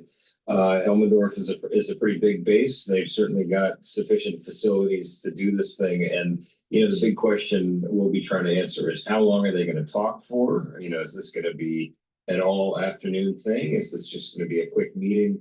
Vladimir Putin's English is not good enough, and Donald Trump's Russian is not good enough for them to do this without translators, so they will be slowed by those interactions. And then we'll have to see. We are expecting there, I'm almost certain there will be a press conference from the president. Will he go up there with Vladimir Putin? Hard to imagine he would do that. But well, there was a phone call this morning. I'd love to hear what you know about this with European leaders. I believe this was organized by the Chancellor of Germany, Volodymyr Zelensky, I should say, was on this call, and they actually appeared alongside the Chancellor and Zelensky after the call with Trump. They're worried about outcomes without their involvement. What's the message? Well, the big one is the question of land, territorial swap. So when you saw the readouts from this meeting from Emmanuel Macron, from others, you know, there's a real insistence that they're saying, listen, what President Trump wants is a ceasefire, and we are not going to see any sort of agreement over land swaps, and that can't be done without Ukraine's participation anyway. When you sort of read between the lines here, it feels a lot like the Europeans are trying to stake the U.S. to a position it's unclear that President Trump has. He has openly said he thinks land swaps are going to be necessary here. He sure But has. what you're finding, I think, is that what they really don't want is Trump to essentially try to give away the store in this meeting. Whether he can actually do that with Volodymyr Zelensky not there is an open question. But certainly if he agrees to something like, yeah, I think land swaps are a great idea, I mean, that really is going to undercut Zelensky's position. There are reports today that Donald Trump told Zelensky and the leaders on this call that his goal, one of his goals, is to get a ceasefire out of this meeting. Is that what we're setting the bar here? Because it seems like White House was walking back expectations the last couple of days. They have been walking back expectations, essentially, you know, and you have seen this before in their sort of messaging where they say, you know, President Trump is the only guy who can fix this. He needs to get in a room with Vladimir Putin, stare into his eyes, stare him down, and come out with a big deal. Then they come out and say, well, actually, no, this is sort of a feel-out meeting, which is the words that President Trump has used. And now you're hearing, as you mentioned, what he's saying today is, okay, we'll do this meeting and then we'll do another meeting. So it's really unclear what he can actually get from this. Whether that bothers him is another question. You remember back when he met Kim Jong-un in North Korea, he was perfectly willing to walk out of that meeting and say, no deal, we're done. But I think right now, certainly the expectation is that this is going to be talks about future talks. And he, you know, he is not going to be able to secure an agreement from Vladimir Putin on a ceasefire without extensive follow-up. We have had several conversations where Russia agrees to a certain type of ceasefire, a maritime ceasefire, or a limited one, or one where, you know, air defenses, things like that. But I think, you know, he may hope that Vladimir Putin comes out of this and says, okay, guns are going to go silent. That seems extremely unlikely, right? Really interesting. We've only got about 30 seconds left here, Nick. This is a day trip for the president. It's going to be a quick meeting, or do they go on there and come out hours later? Well, I mean, I think he's likely to go at least for a couple of hours. He's got to do his press conference, though, and then, yeah, he does not want to spend the night in Alaska. So I don't think this is going to be one of those long, hard slogs you've seen sometimes in past meetings. We're going to go into overtime with you for a minute because you're Nick Wadhams. And we have news from overnight. The fighting continues to rage here. Vladimir Putin is actually advancing as we walk up to this meeting here. Zelensky said at least 531 Russian troops were killed Monday. At least 18 Ukrainian troops confirmed killed. 240 wounded, 79 declared missing. What's actually happening on the ground right now? Well, I mean, this is one of the big questions that hangs over this thing, which is what incentive does Vladimir Putin actually have to halt the fighting when things are going in his direction? His troops continue to advance as the U.S. has throttled back its support for Ukraine. Ukraine's position has become increasingly tenuous. In the long game, the expectation was always that given its greater numbers and larger military, Russia would, in a grinding war of attrition, win, simply because it has more forces that it can expend and that Ukraine doesn't have. So the question always has been, okay, you're going to get in a room with him. Why would Vladimir Putin agree to stop when things are sort of in his favor right now? And so far, that's just a question that President Trump has not been able to answer. On top of the fact that he's not adhered to prior agreements, which is how we got here today, of course. What is Vladimir Putin's mood going into this? Because the reporting is that he feels like he's already got a win by sitting down in person, that he's being lauded at home. Is that true, or the headlines? Right. I mean, what he wants is to make this an argument or a standoff between the U.S. and Russia. He essentially wants to keep Ukraine sidelined. He's incredibly frustrated about this idea from the Biden administration of nothing about Ukraine without Ukraine. You know, they always made sure that Zelensky took the lead. You were never going to see him sidelined. But when Trump gets into a room with Vladimir Putin, the concern from a lot of experts is, well, listen, he is essentially undercutting Zelensky's position and making it impossible, because if Zelensky does or says something that makes Trump mad, you can be darn sure that Trump is going to put a lot of pressure on Zelensky's, and that's exactly where Putin wants Trump's focus to be, sort of negative energy pressure on Zelensky and not necessarily on Putin. There's a big headline a couple of weeks ago when the Netherlands stood up to be the first to buy or pay for US weapons to be used in Ukraine. Have there been other nations? Is there another package coming, or was that kind of a one-off? No, I mean, that is sort of essentially the arrangement that NATO is making now, that they're going to be trying to buy these US weapons. But, you know, the question you have, and the concern from within the Trump administration is if they sell these weapons, yes, that could be advantageous for Ukraine, but they also don't want, in some ways, to upset Vladimir Putin. So they don't want to have a situation where, you know, they have said repeatedly, hey, we don't want to boost sanctions. We don't want to keep antagonizing Vladimir Putin because we want to lure him to the table. So it's sort of a carrot approach with Putin, whereas the Biden administration used a stick approach. Okay, we're going to keep those weapons and keep the military pressure on because they believe that was the only way to compel Putin to the table. Remember when Donald Trump was at the Vatican and met with Zelensky? Famous picture of the two of them, two chairs knee to knee. I say they put two chairs right down on the runway at this airbase, so they don't have to put them in a hangar, right? It's cold up there. Well, It's gonna be in the 60s. I was just gonna say this. We look at the forecast. Nice time to be in Alaska, which I suspect you How many hours of sunlight? Yeah. Maybe not too many, but he's gonna be back by bedtime that night. He will be. So that, I mean, and that is the question we all have. How much can you actually do on a day trip to Alaska? Especially when you don't really have a lot of subject matter experts. I mean, it's really going to be Trump in there. This is not going to be they're not going to come out of this with a detailed 50-page agreement. Yes. With all the T's crossed and the I's dotted and details on specific territory and things like that. So it raises the question, is that in the offing next, or are we sort of headed down yet again another rabbit hole that just results in broken promises and better chance maybe for him to regroup? We're going to have a late night, or at least a late afternoon here on Friday, and I hope you'll be with us on Bloomberg Radio. I suspect you will be in the newsroom with the full reporting forces of Bloomberg, and we'll have folks on the ground in Alaska as well. Bloomberg's Anne Marie Bourdon will be traveling with the president, so stay with us as we learn more about timing. We're going to walk you through all of this live coming up on Friday. Nick Wadhams, thank you.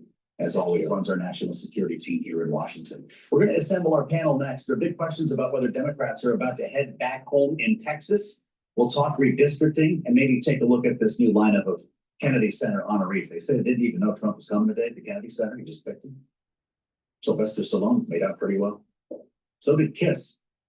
But we turn to Wall Street first. Let's get to the markets. We haven't heard from Charlie Pellet next. It looks pretty good with green on the screen. Charlie, what do you have? Indeed, we got records for the S&P, NASDAQ. However, we are well off session highs right now. 4-point gain on the S&P 500 index on this Wednesday, up now at 64.50. An advance of under 0.1%. The Dow up 313, up by about 0.7%. NASDAQ also at a record up 2 points now, a little change, so it has been swinging between gains and losses in the NASDAQ 100 index in the red, lower a little change down under 0.1%.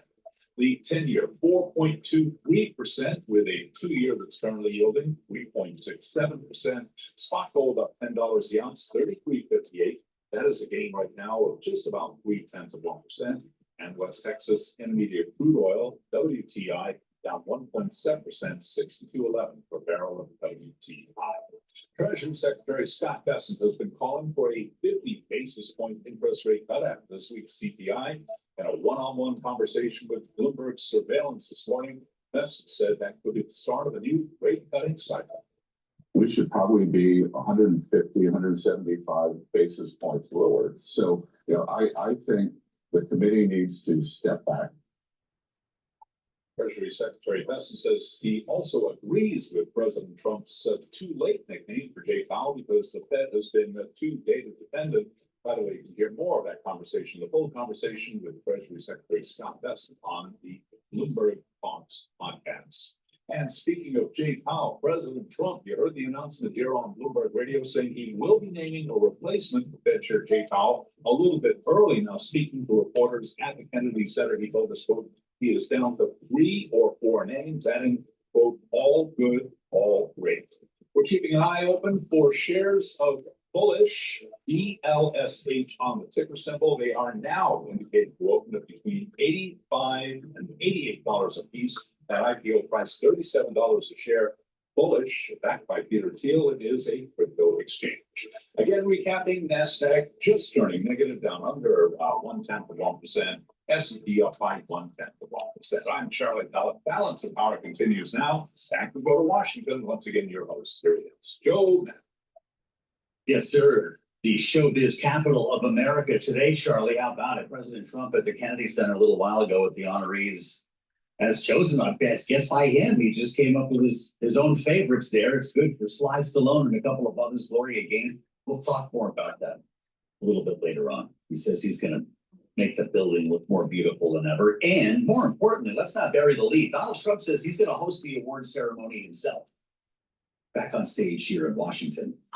I wonder what James Tallarico is thinking right now. He's been living up in Chicago for a couple of weeks, and not to be honest, pretty nice place to be, right? They've been up there in Evanston, spending time with J.B. Pritzker instead of being in Texas for a special session. A special legislative session was called by the governor to handle a number of things, including redrawing the congressional map. And if you've been with us here on Balance of Power, you've heard us talk a lot about this. Democrats said, no, we're not going to do this. In fact, we're going to break quorum by leaving the state, preventing Republicans from moving forward with the process. And everyone, including folks like Rep. Tallarico, who was a Democrat from Texas, talked to us about this, suggested that they realized the outcome may not change. They wanted to slow this process down, give Republicans a chance to back up and maybe change their minds. That doesn't appear to be the case. And at some point, well, people need to go home. And so as I read on the terminal, Democratic lawmakers from Texas say they are considering their options today amid a report that they could return to the state as soon as this weekend. Republican Governor Greg Abbott has pledged to call session after session. He said the day they get back, I'll call the next one for this redistricting proposal. And the whole point here, as endorsed by President Trump, is to create 5 new Republican seats in the state of Texas. And you don't need me to walk through this whole thing. Maybe you heard of Gavin Newsom, who's standing by in California to do the very same thing, essentially daring Texas to move forward. Look at this on Twitter from the governor of California. Final warning, Donald Trump. This, by the way, all caps, taking a page out of the book. Maybe the most important warning in history, exclamation point. Stop cheating, or California will redraw the maps. And guess who will announce it this week, question mark. Gavin Newsom. Many say the most loved and handsome governor and a very powerful team. Don't make us do it. Triple exclamation point. We'll troll and go on there as we assemble our political panel today. Adam Hodge is back with us, Democratic strategist, managing director at Bully Pulpit, and Lisa Camuso Miller, Republican strategist, former comms director at the RNC, host of the Friday Reporter podcast. It's great to see you both. Adam, did you tell Gavin Newsom how to speak to Trump online? Well, he's certainly taken a page out of Trump's book there. And as for his social media team also having some fun with it as well. Look, they are been very clear what the stakes are and what California is prepared to do. But I think what you've seen over the last few days is Democrats across the country saying we're not going to just wait for Texas to act, that we see the writing on the wall. We're just going to go ahead and move forward with the process wherever we can. And I think this race to the bottom is actually a real detriment to the broader democracy if politicians are just carving up voters the way they feel. But there's no question the Democrats have made the decision. We're not going to unilaterally decide that we have as much a stake in the shape of the democracy. And if this is the way the landscape is, we're going to play ball and look to take action regardless of what happens in Texas. Well, here we are, Lisa. They're going to hold a news conference, I guess, 2:30 Eastern time, so about 2 hours from now, maybe a little bit less. The lawmakers who are in Illinois, and they're going to join up with their Indiana counterparts here, 2:30. I guess we might learn more. But there's reporting as well. ABC News reporting members are assessing strategies in a private meeting to make decisions about future plans currently. Texas Republicans say they're ready to go as soon as Friday with the next legislative session, according to the Washington Post. I'm just compiling everything that I see here. So are they going to caravan back to Texas this week or what? I mean, it feels like they will because they're talking about vacating those seats, right? And so they all have an obligation. And I certainly think that they don't want to be excused from the conversation. So what's going to happen is they're gonna go back. And then I think Adam's point is very good. We have a two-party system in this country. And so thereby the Democrats have every right to get into the fight and figure out how to gain those 5 seats back in other places where this is a possibility. This luckily is the way that democracy works, in not the way that it was designed, but certainly the way that redistricting works, in that there are plenty of other states where seats can be picked up. Unfortunately, this is what has made the country so divided, is that we have taken these districts and turned them into places that can no longer be turned over. They continue to be historically Republican or historically Democrat, and not allowing for a wide voice and a wide opportunity for reelection or election of different candidates and different parties. And so to me, this is just another example of where redistricting is going to not only cause complication, but cause great confusion and real frustration with the voters. Yeah, I was talking to my dad about this the other day, Adam. He reminded me of the old salamander district in Massachusetts, and you wonder if there is an end to this. Once you start it, how does it end?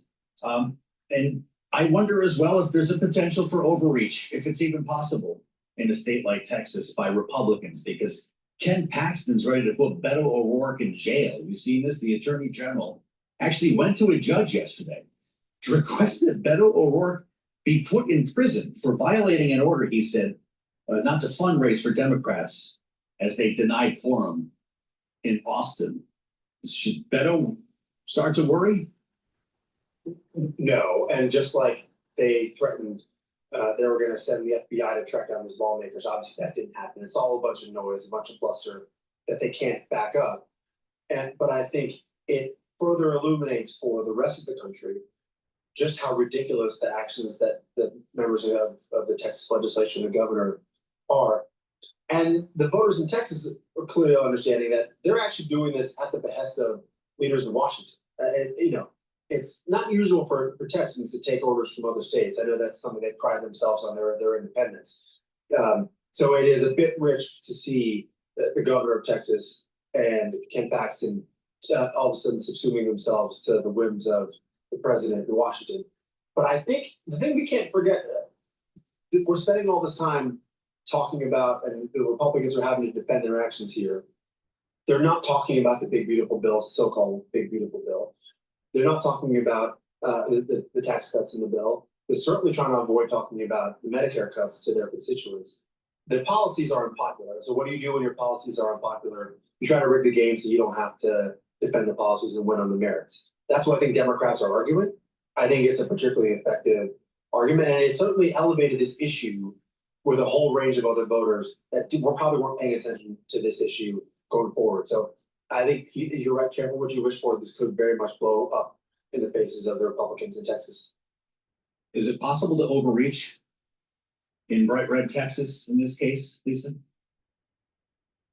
I don't know, Joe. I mean, there is something really special that happens down there in the Lone Star State, and I think there's a tremendous amount of loyalty to the party in a way that really, maybe not going to tip the scales, but certainly will be the kind of thing that I think other states will pay attention to. And there are plenty of other surrounding states that don't necessarily behave and operate in that manner that very well could backlash against the party. Maybe not in Texas, but certainly in the midterm elections. Joe, I think there's a gamble here that they're making, though. They've carved up most of these districts to now be a roughly 60% Hispanic, or they're banking on this well of support among Hispanic voters in Texas. That has not historically been the case. Now, maybe there's a realignment happening, but there's an equally good chance that it's not happening, and that the backlash to the policies of the administration that aren't actually lowering costs, that were seen as the highest rated issue among Hispanic voters in Texas last year, could boomerang back, and Democrats may find themselves in a more competitive landscape in the midterms in 2026. Interesting. As we spend time with our panel, I know you're both excited about the Kennedy Center honors this year. Did you both hear Donald Trump is going to host this? He actually went to the Kennedy Center to make an announcement this morning. Remarkable. He will be the new host of the program. He is, of course, the self-appointed chairman of the Kennedy Center, what he referred to on social media as the Trump Kennedy Center. Whoops, I mean Kennedy Center. And he showed up today, guys, with his own roster of Kennedy Center honors nominees. George Strait, Sylvester Stallone, Gloria Gaynor, the rock band Kiss, and Michael Crawford, the actor, singer. He talked about his affinity for Broadway, his taste in music and stage performance. Lisa, he also says he's gonna make the Kennedy. Please go to my store, the-studio-reykjavik.com, and get the digestive enzyme complex. This is going to help to break up carbohydrates, proteins, and lipids. Super important for your pancreatic health. As you get older, your pancreas doesn't perform as well. So it's important to take supplements that help break up those carbohydrates, proteins, and lipids. So get the digestive enzyme complex to help with your pancreatic health. Resveratrol, super important to take. It helps with youthful gene expression. Helps to soak up free radicals because it's an antioxidant. By reducing free radical load, you're going to improve your mitochondria and improve your ATP. ATP is a major energy source for your cells. And by improving the ATP and your mitochondrial health, the cells will perform better. So take resveratrol also to get rid of cells that are in senescence. Super important. Stacks really well with C60, NAD+, ubiquinol, clarity factor. Myotrol, very important for gene expression to build muscle and to maintain muscle. If you're 40 years of age or older, it's going to be harder for you to build muscle. Taking Myotrol is going to help you build that muscle. Do some resistance training and to help you maintain that muscle. It has polyphenols, flavonoids, and lignans. They also help with the health of the mitochondria. It stacks well with resveratrol. And collagen. Collagen is a dual purpose supplement. It's a powder, you take it every day. Take a big scooper a day, mix it with soft foods or filtered water, a smoothie, or even milk. Do resistance training. It's going to help with your musculature, your bone density, and your joint health. Also, collagen is going to help with the skin, hair, and nails. It's a dual purpose. So please go to my store, get the collagen, the Myotrol, the resveratrol, and the digestive enzyme complex. It's a great stack. Please go to my store, the-studio-reykjavik.com. Use discount 5 to get $5 off any order. And if you spend $100 or more, you get a free gift until supplies last. If Trump as the chair are gonna do it either. Listen, they had the Grateful Dead there last year, right? Or they honored the Grateful Dead, whomever's left, Lisa, so why not Kiss? Last year was Francis Ford Coppola, Bonnie Raitt, Grateful Dead. Show will be broadcast later on CBS. That, by the way, is a whole other great irony that the president will be hosting this on CBS following the settlement. I don't know. I mean, rock and roll is going to be fun to watch. Lisa Camuso Miller and Adam Hodge will be back with us in our second hour here on Balance of Power with much more to talk about. The president, while he was at the Kennedy Center, took a bunch. I want to go to MSNBC, what was posted about 59 minutes ago with Chris Matthews. Listen, paying $14.99 a month for a streaming app and $9.99 a month for a music app and $12.99 for a fitness app and more. All right, with us we have special correspondent at Vanity Fair and host of the Fast Politics podcast, Molly John Fast. The president of the National Action Network and host of MSNBC's Politics Nation, Reverend Al Sharpton, and former MSNBC host Chris Matthews joins us. His Substack is entitled Hardball with Chris Matthews. We love it. And Chris, you also served as a Capitol cop in D.C. I want to ask you not just your take about this move by President Trump, what you feel about it, but also how Democrats should be responding. What do you think the politics of this is? I think it's a political win for Trump. And I think that the Democrats need to go beyond saying, no, look at the data. Crime is going down. I feel that is exactly the wrong response politically, even if it's true. Because the problems that DC is facing, whether the data shows it's going up or down, is homelessness, crime, rats, poverty, disparity in wealth, all the systemic problems that cities are facing. And I'm wondering if Democrats need to go beyond the data and come up with a real answer to these problems.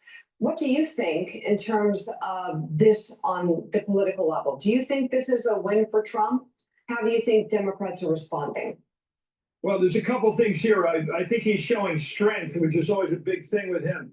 I want to go back to what you just said initially about me. I was a Capitol policeman just for 3 months. It was a patronage job. I later became a legislative assistant to a senator. But I got to tell you, when he is a guy in the Justice Department now who said, kill the cops during the January 6th event. I'll never forget that. The President of the United States has not only pardoned the people that committed crimes that day and had their pictures taken so you have hard evidence of their criminality. And he let them go. He pardoned them. And then he put this guy who says kill the cops in the Justice Department. It's awful. Is he for the government or against the government? That's a good question. Now, in terms of DC, I've chosen to live my life here. I love DC. I think it's a beautiful city. When I go to work, when I do morning yoga, coming in early in the morning, I got to tell you, it's a beautiful city. Jefferson Memorial, the Washington Monument, the Lincoln Memorial. You come up to Washington Mall, it's beautiful. Now, there are some crimes that are evident and are iconic. If you come into this city, you're going to see pub tents in DuPont Circle. Now, they don't commit crimes necessarily, but they're there. Signs of homelessness, which is not being treated. You see graffiti, which drives me crazy because it's right on the most beautiful places, the bridges and all covered in graffiti, and they have to paint it over to cover it up. They don't really get rid of it, it's still there.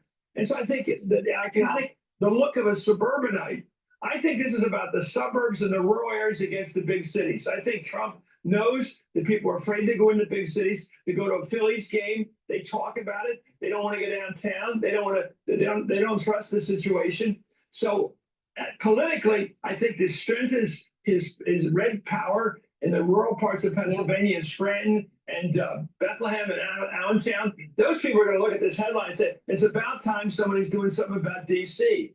and Philly with Krasner as our DA. You need a tougher DA. You just do. But put people in jail. But the crime is inevitably committed by working people. Now think about this. Who's running these cities? Most of them are being run by Democrats. They've turned the cities into shitholes. Don't be surprised there's white flight. Don't be surprised that people want to go to the suburbs. Don't be surprised that you have a president now that wants to clean up the mess that the Democratic Party created.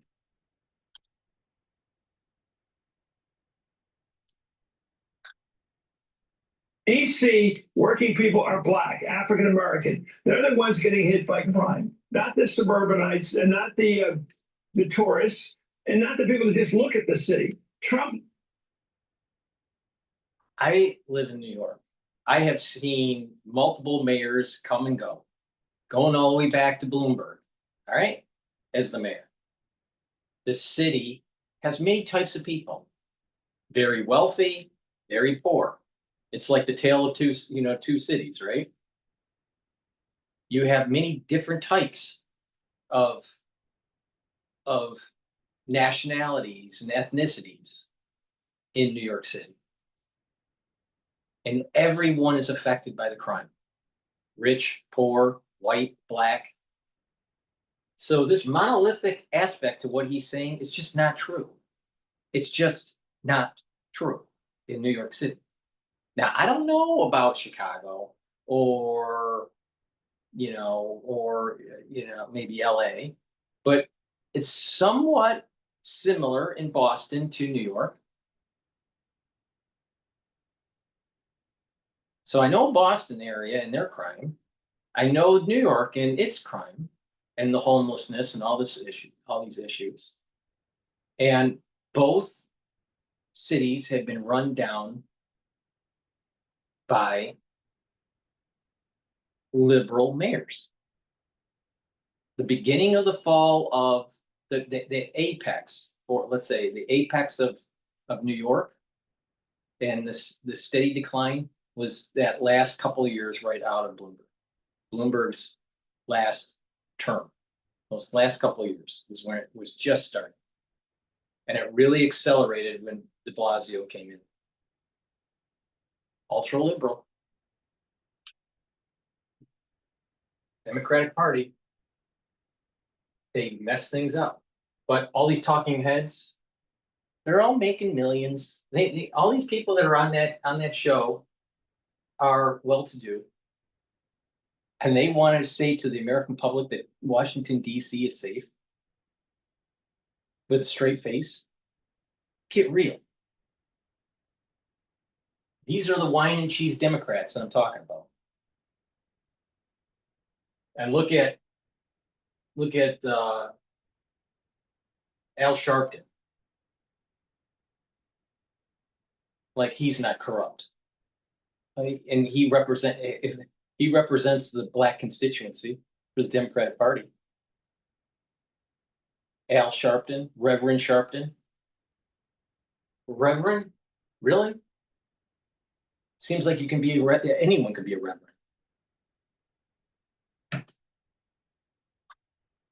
To the city visually like a real estate agent. He wants to beautify the city like he's doing at the White House with that ridiculous ballroom he's putting in and getting rid of the Rose Garden. That's Trump work.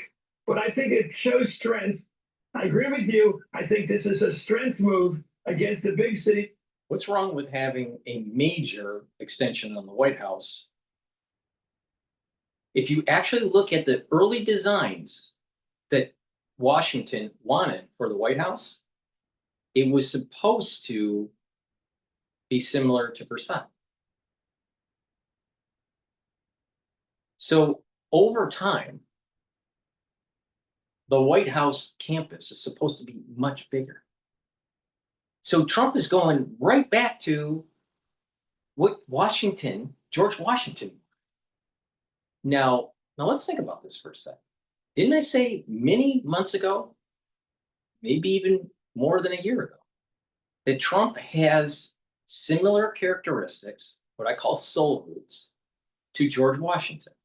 You look at the silhouette of Trump, it's very similar to a silhouette of George Washington, just in a modern context.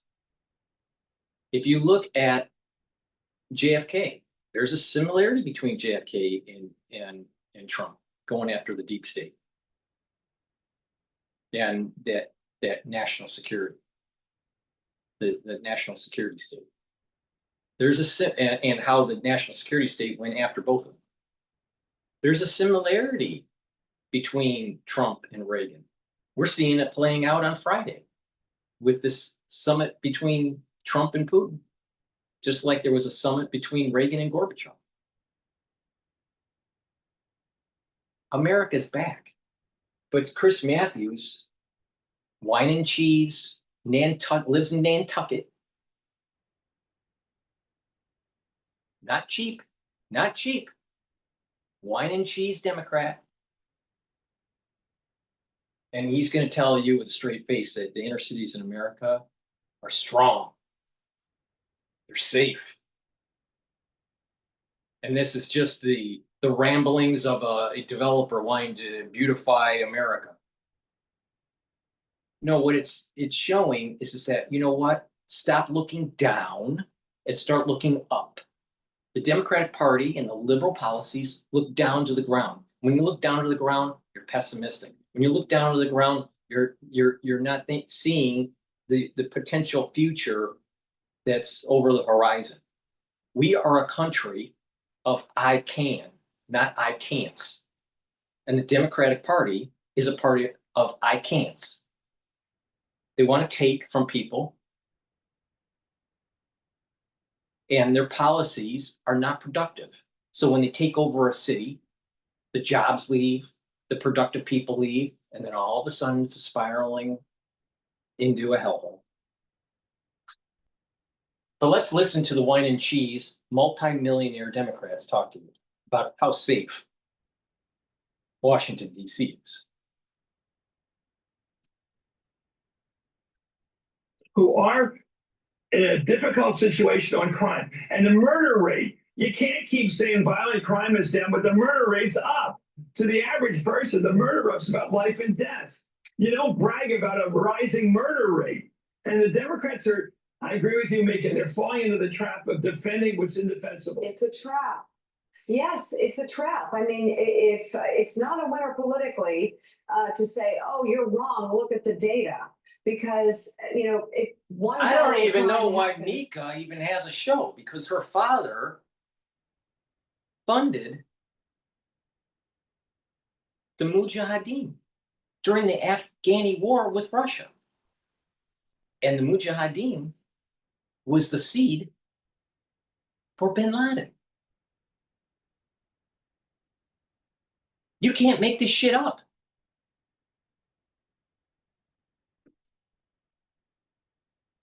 in a very heavily populated part of the city, people hear about it and it's visceral. They don't want it. And they'll gravitate to the person who appears to be doing something about it. So the question is, politically, what should the Democrats be saying in this moment beyond, oh no, it's not a hellscape? I mean, I don't think that's a response, actually. Well, I'll tell you, Bowser's a good. No, what it is that I haven't heard Mika or even Chris Matthews say anything negative about the blue-haired liberals causing havoc in these towns. He was talking about the graffiti and the homelessness, but why don't you take it in one step further, Chris? The one from Nantucket, all right, wine and cheese Democrat. Most people can't live in Nantucket, trust me. All right. Wine and cheese Democrat, not really showing a light on the blue-haired liberal trying to tear down America and tear down democracy and tear down capitalism. But let's continue with with the wine and cheese Democrats. And don't forget Mika and her father. All right.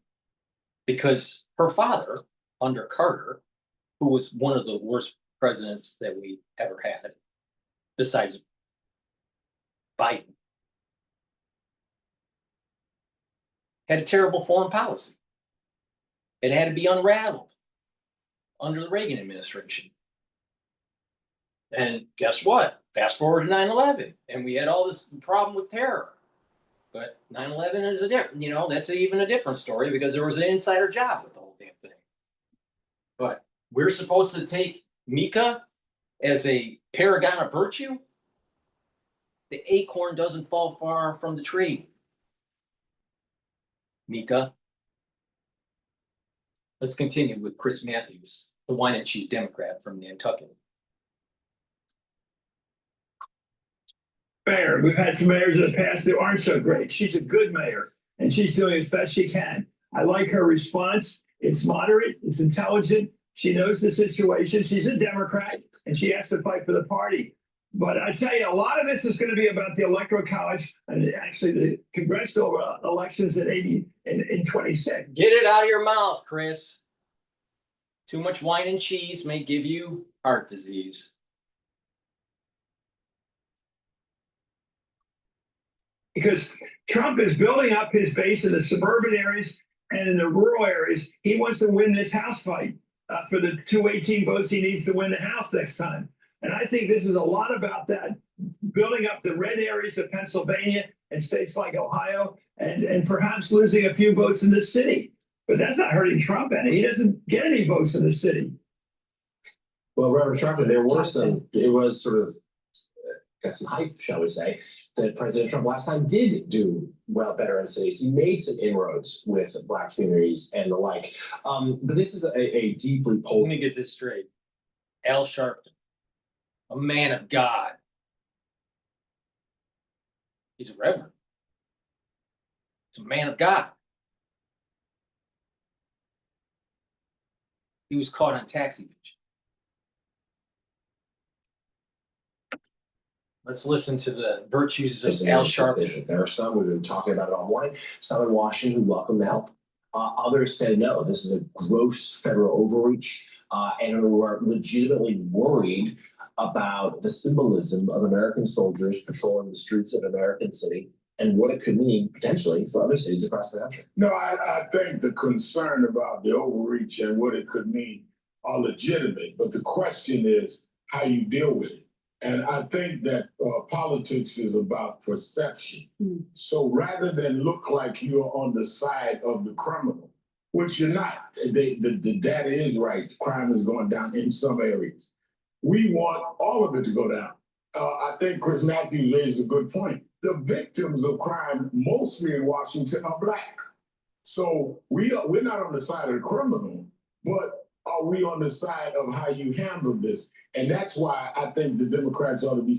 Wait a minute. We had a Doge employee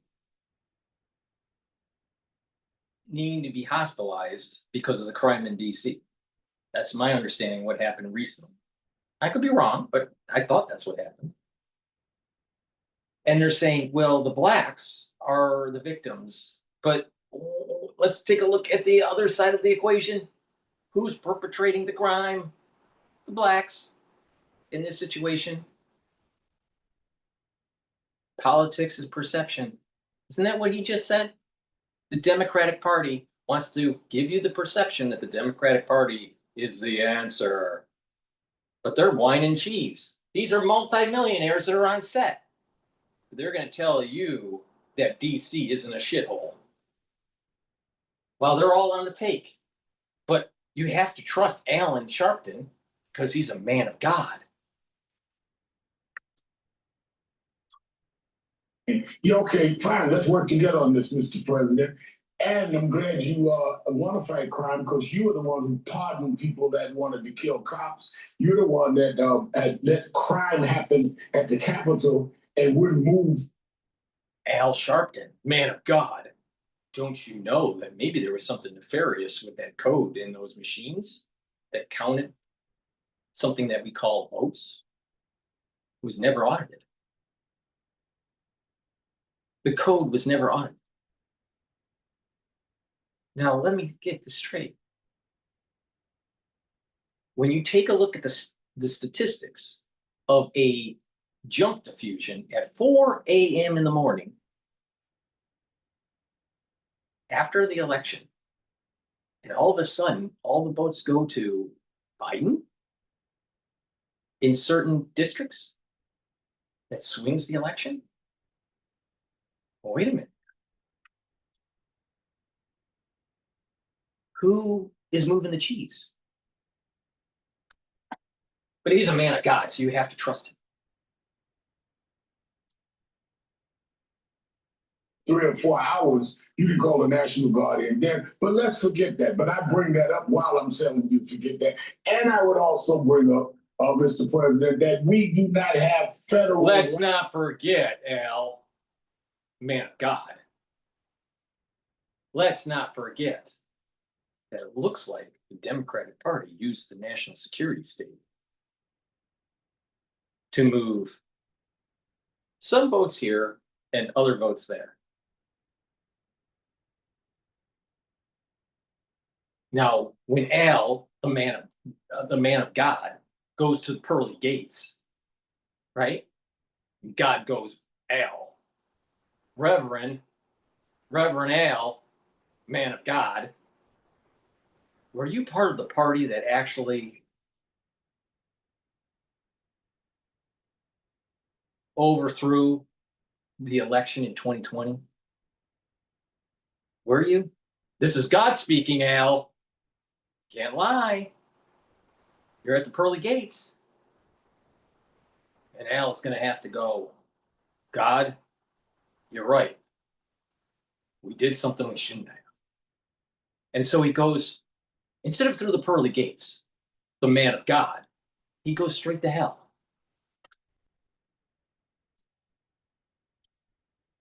Here in Washington, D.C. And we could do a lot more if our senators and our Congress people in Washington, D.C. had the federal right to vote. We want to work with you to push this through, but we can't vote on the Senate floor. We can't vote on the congressional. I would do the rope-a-dope like Muhammad Ali against Foreman. I'd use his weight against himself because his record won't stand there. And then I would also say, Mr. President, you've named other cities, New York, Chicago, Los Angeles, Oakland, all cities with Black mayors. Is that your calculus here, Mr. President?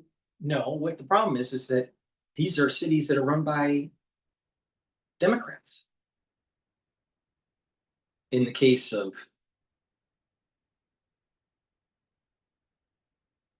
Adams in New York, he switched to as a independent, but that was just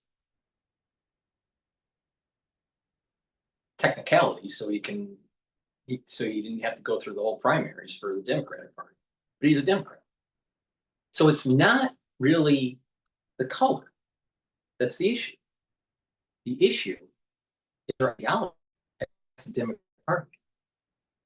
Now, it just so happens there's an awful lot of minority mayors that run their city into the ground. Detroit, it was ran by Coleman Young during the administration. Coleman Young was full of corruption and drove the city into a shithole. So when you look at the city and the state of the city, and you look at the party that's running the city, and you see that shitholes are run by Democrats, then perhaps the society needs to self-correct. But the Democratic Party really just wants, if you're a minority, Latino or Black, you should be voting in a block. You got Blacks, you need to vote for Democrats because you're Black. Heaven forbid that you vote independent based on the merit of the candidate, based on the policies. No. You got to listen to the Democratic Party. And you got to vote as a block so we maintain power. The Democratic Party is from the KKK. Literally. They have never changed. They always have been a party of corruption and forced persuasion. But Al Sharpton, the man of God, is going to tell how things are.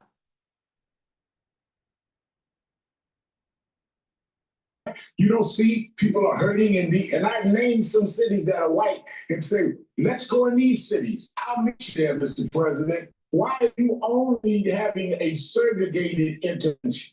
Somalia, and that makes a great point. And we also shouldn't lose sight of the fact that it's the Republican-controlled Congress that cut about $1 billion in spending, which could. Well, look at the mayor in Boston. She's Asian, double Harvard. She went to Harvard College and Harvard Law. You would think that she would know something, but she literally turned Boston into a shithole. Asian, highly educated, Democrat.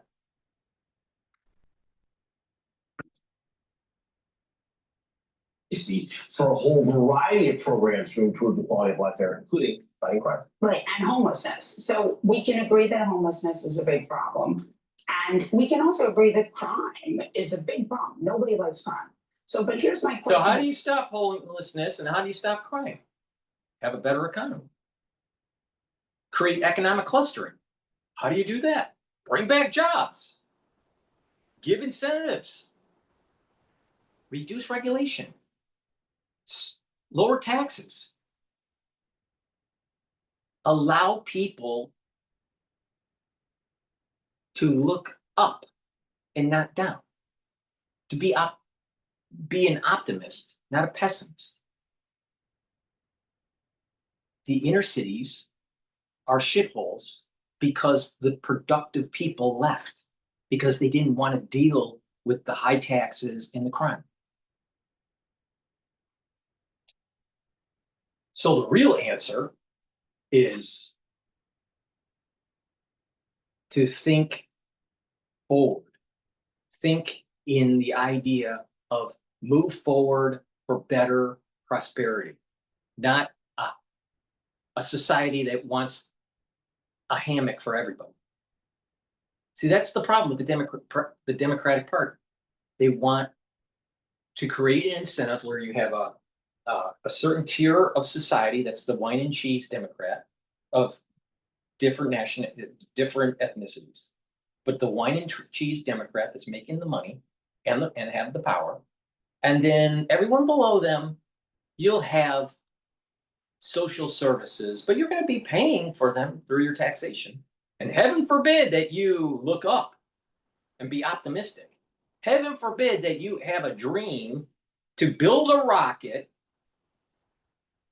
to colonize Mars. Heaven forbid that the United States of America becomes the first nation to be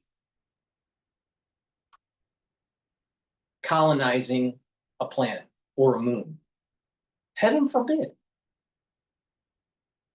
You need to just keep on looking down. Never up. Just keep on looking down and let the state take care of you.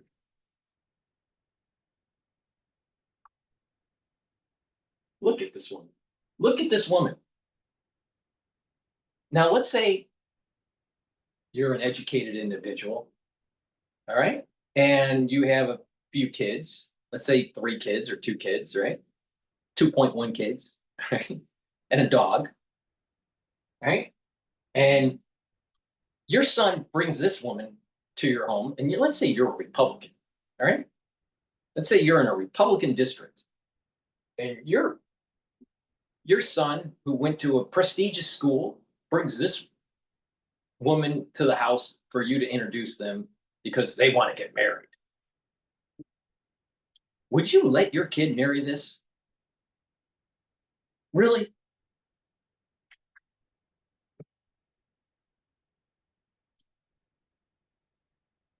Than this federal push. These people can't arrest people. They can't solve homelessness. Mostly they can hold people until the regular cops.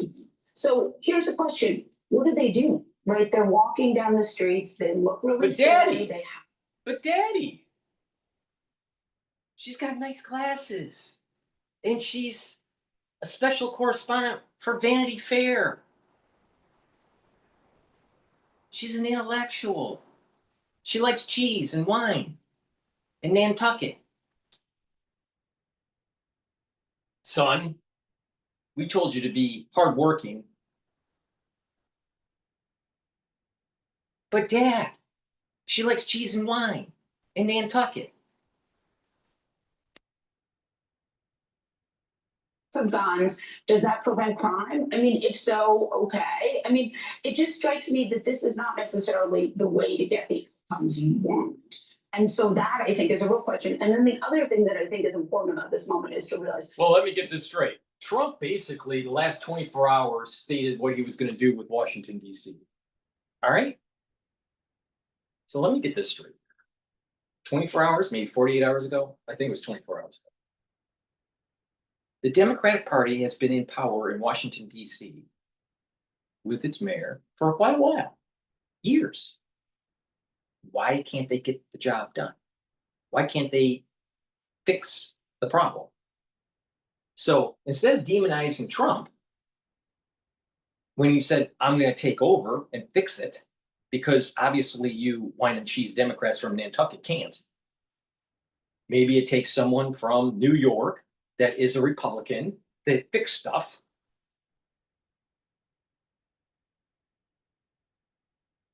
So they spend all this time demonizing what he can't do, what they think he can't do.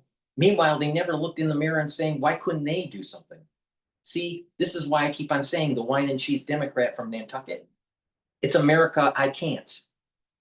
Not America, I can. Right? America, you know, American, I can. Wine and cheese Democrats, they're not Americans. They're Americans. That's because they look down, not up.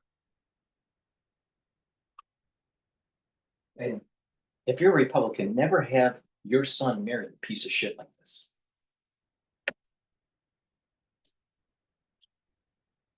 He is not a state because of 2 senators, right? Kristen Sinema and Joe Manchin. So they are in this very perilous position where they don't have the protection that other states do. I mean, I don't see any way to get around that simple fact Act, which means that all of these people live basically without any representation.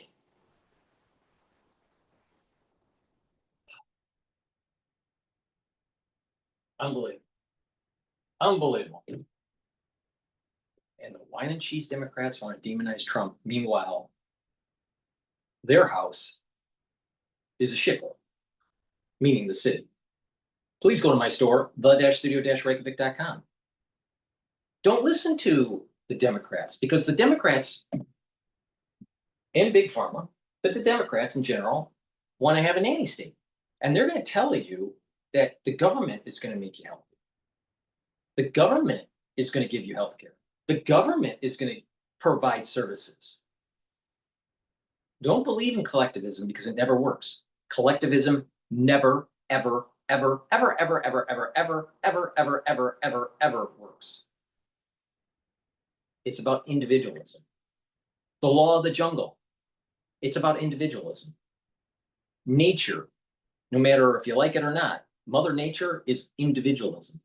There's a chaotic, very amoral aspect to nature. Now, for mankind to have some sort of stability in its society, it has to have some morality. And this is the reason why God, country, and family is so important. And unfortunately, the Democratic Party, especially the wine and cheese Democrats from Nantucket, want to erode God, country, and family. Which is strange with Al Sharpton, because he's a man of God. So he has the affinity for the God pillar of society, but he's not so much on the family side. Abortions are okay for Al. Abortions are okay. Killing a fetus in the womb is okay, according to Al. It's okay. All right. So it's important to have those, maintain those pillars, God, country, and family. And through individualism, you'll be able to create the course that you want for your, for life, happiness, and liberty. Not necessarily in that order. But the point that I'm making is that individualism is far better. And there's an emergent property that happens with individualism. And you have these pillars that I talk about with God, country, and family, morality in general. If you have morals and morality and individualism, you'll have a very prosperous, productive society. But when you have a nanny state, when it's about collectivism and it's eroding God, country, and family, then you have an unproductive society. So if you have the nanny state telling you, here's your sugary substances, here's the processed foods that will cause harm, but don't worry about that. We're going to give you Obamacare. You follow that logic. If you follow that line, if you let them do what they want to do, many people will have disease, and many people will not get the care that they need. So you need to take a look at this from an individualistic point of view and go, if you don't take charge of your own health, no one will. So it's important to listen and realize that you got to look in the mirror and say, how can you improve your life, especially your health and wellness? And that's through a holistic approach, and to mitigate problems early instead of letting them fester.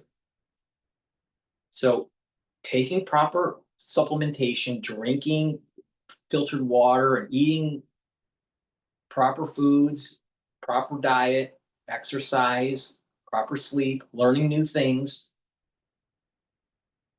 have some spirituality or have meditative, some sort of meditative practice. When you do these things, these are all holistic approaches that help with your health. And when you couple that with stacking certain types of supplements, you can slow down the aging process. But the wine and cheese Democrat wants to tell you, don't worry about it.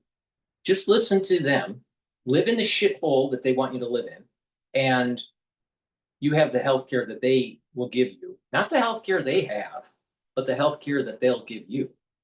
You see the difference? You see the difference? Please go to my store, the-studio-reykjavik.com, and take charge of your health.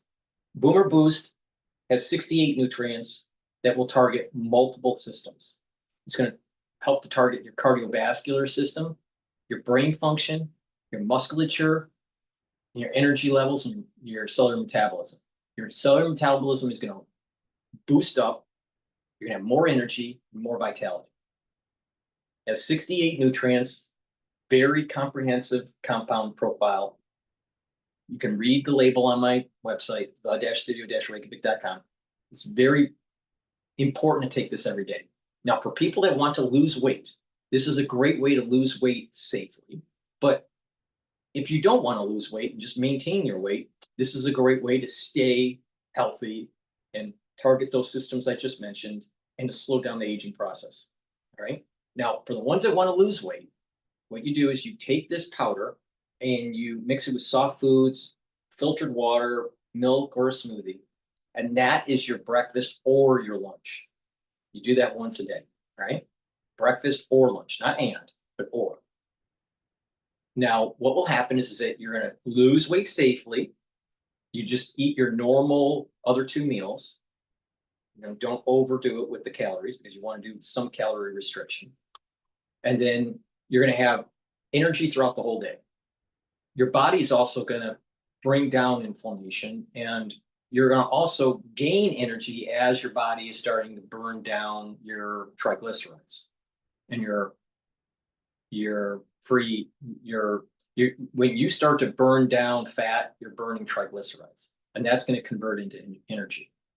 Now, what's really important that a lot of people don't realize is that you have to lose weight, all right, safely, but you have to also maintain that loss for 5 years to get the adipose cell to actually die.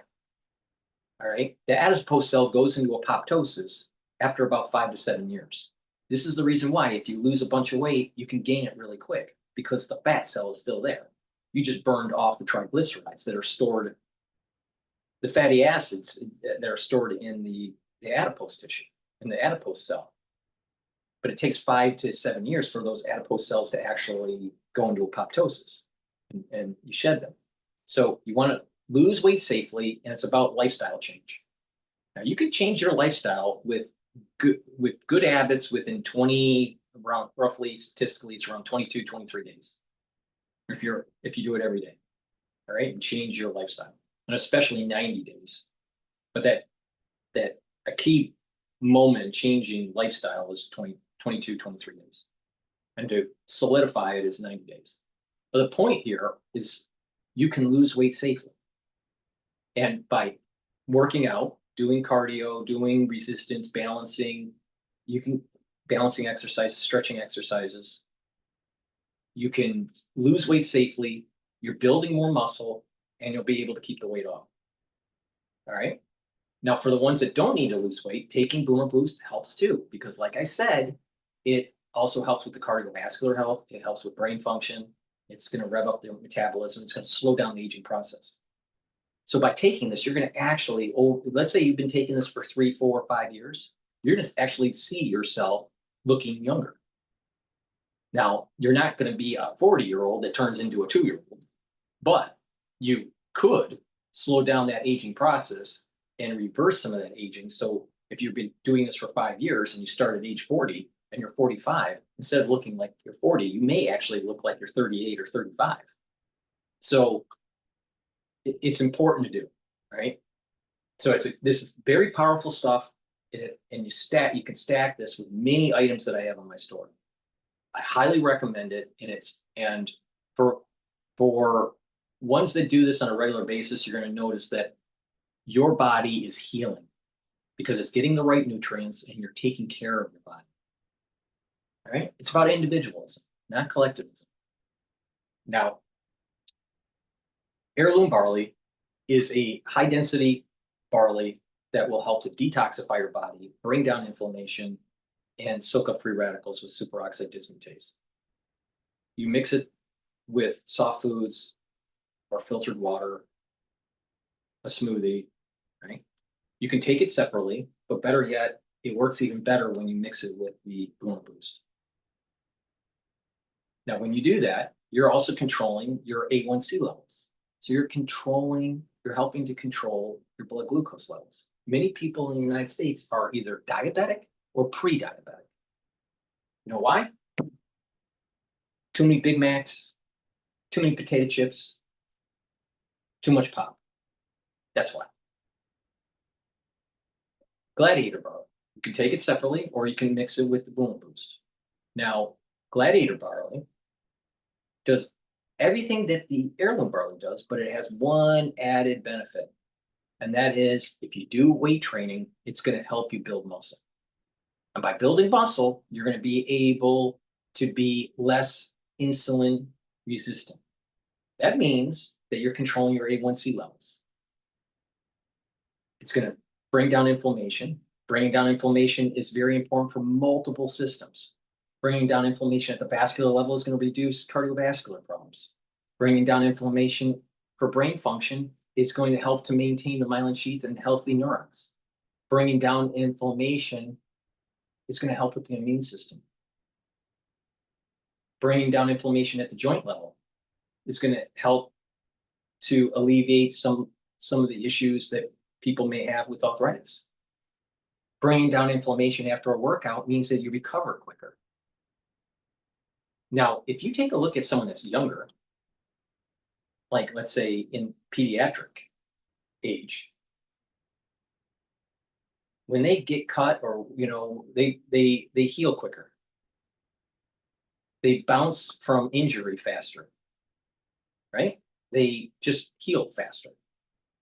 That's because they have a revved up metabolism. They have lots of ATP. They have lots of youthful gene expression. Well, if you take things that mimic that, increases your ATP, brings down inflammation, helps with your immune system, speeds up your metabolism, you will heal faster. Your body will adjust to a younger you. Now, it won't go all the way back to your pediatric days, that's for sure. But it's going to be a lot better than where you're at right now. And there's a compound benefit when you do this. So year after year after year after year, you're going to see added gains of health, wellness, and improving the different systems in your body compared to other people that are just aging. Aging is like going down a slope. Your energy levels go down, your mitochondrial health goes down, your immune system goes down, your myelin sheath degrades, your neurons don't work as well, your memory starts to decline, you start having joint issues, you start losing muscle mass. But if you reverse all that, increase muscle mass, increase bone density, increase energy levels, boost up that immune system, improve neural health, you're slowing down the aging process. It's a really simple concept.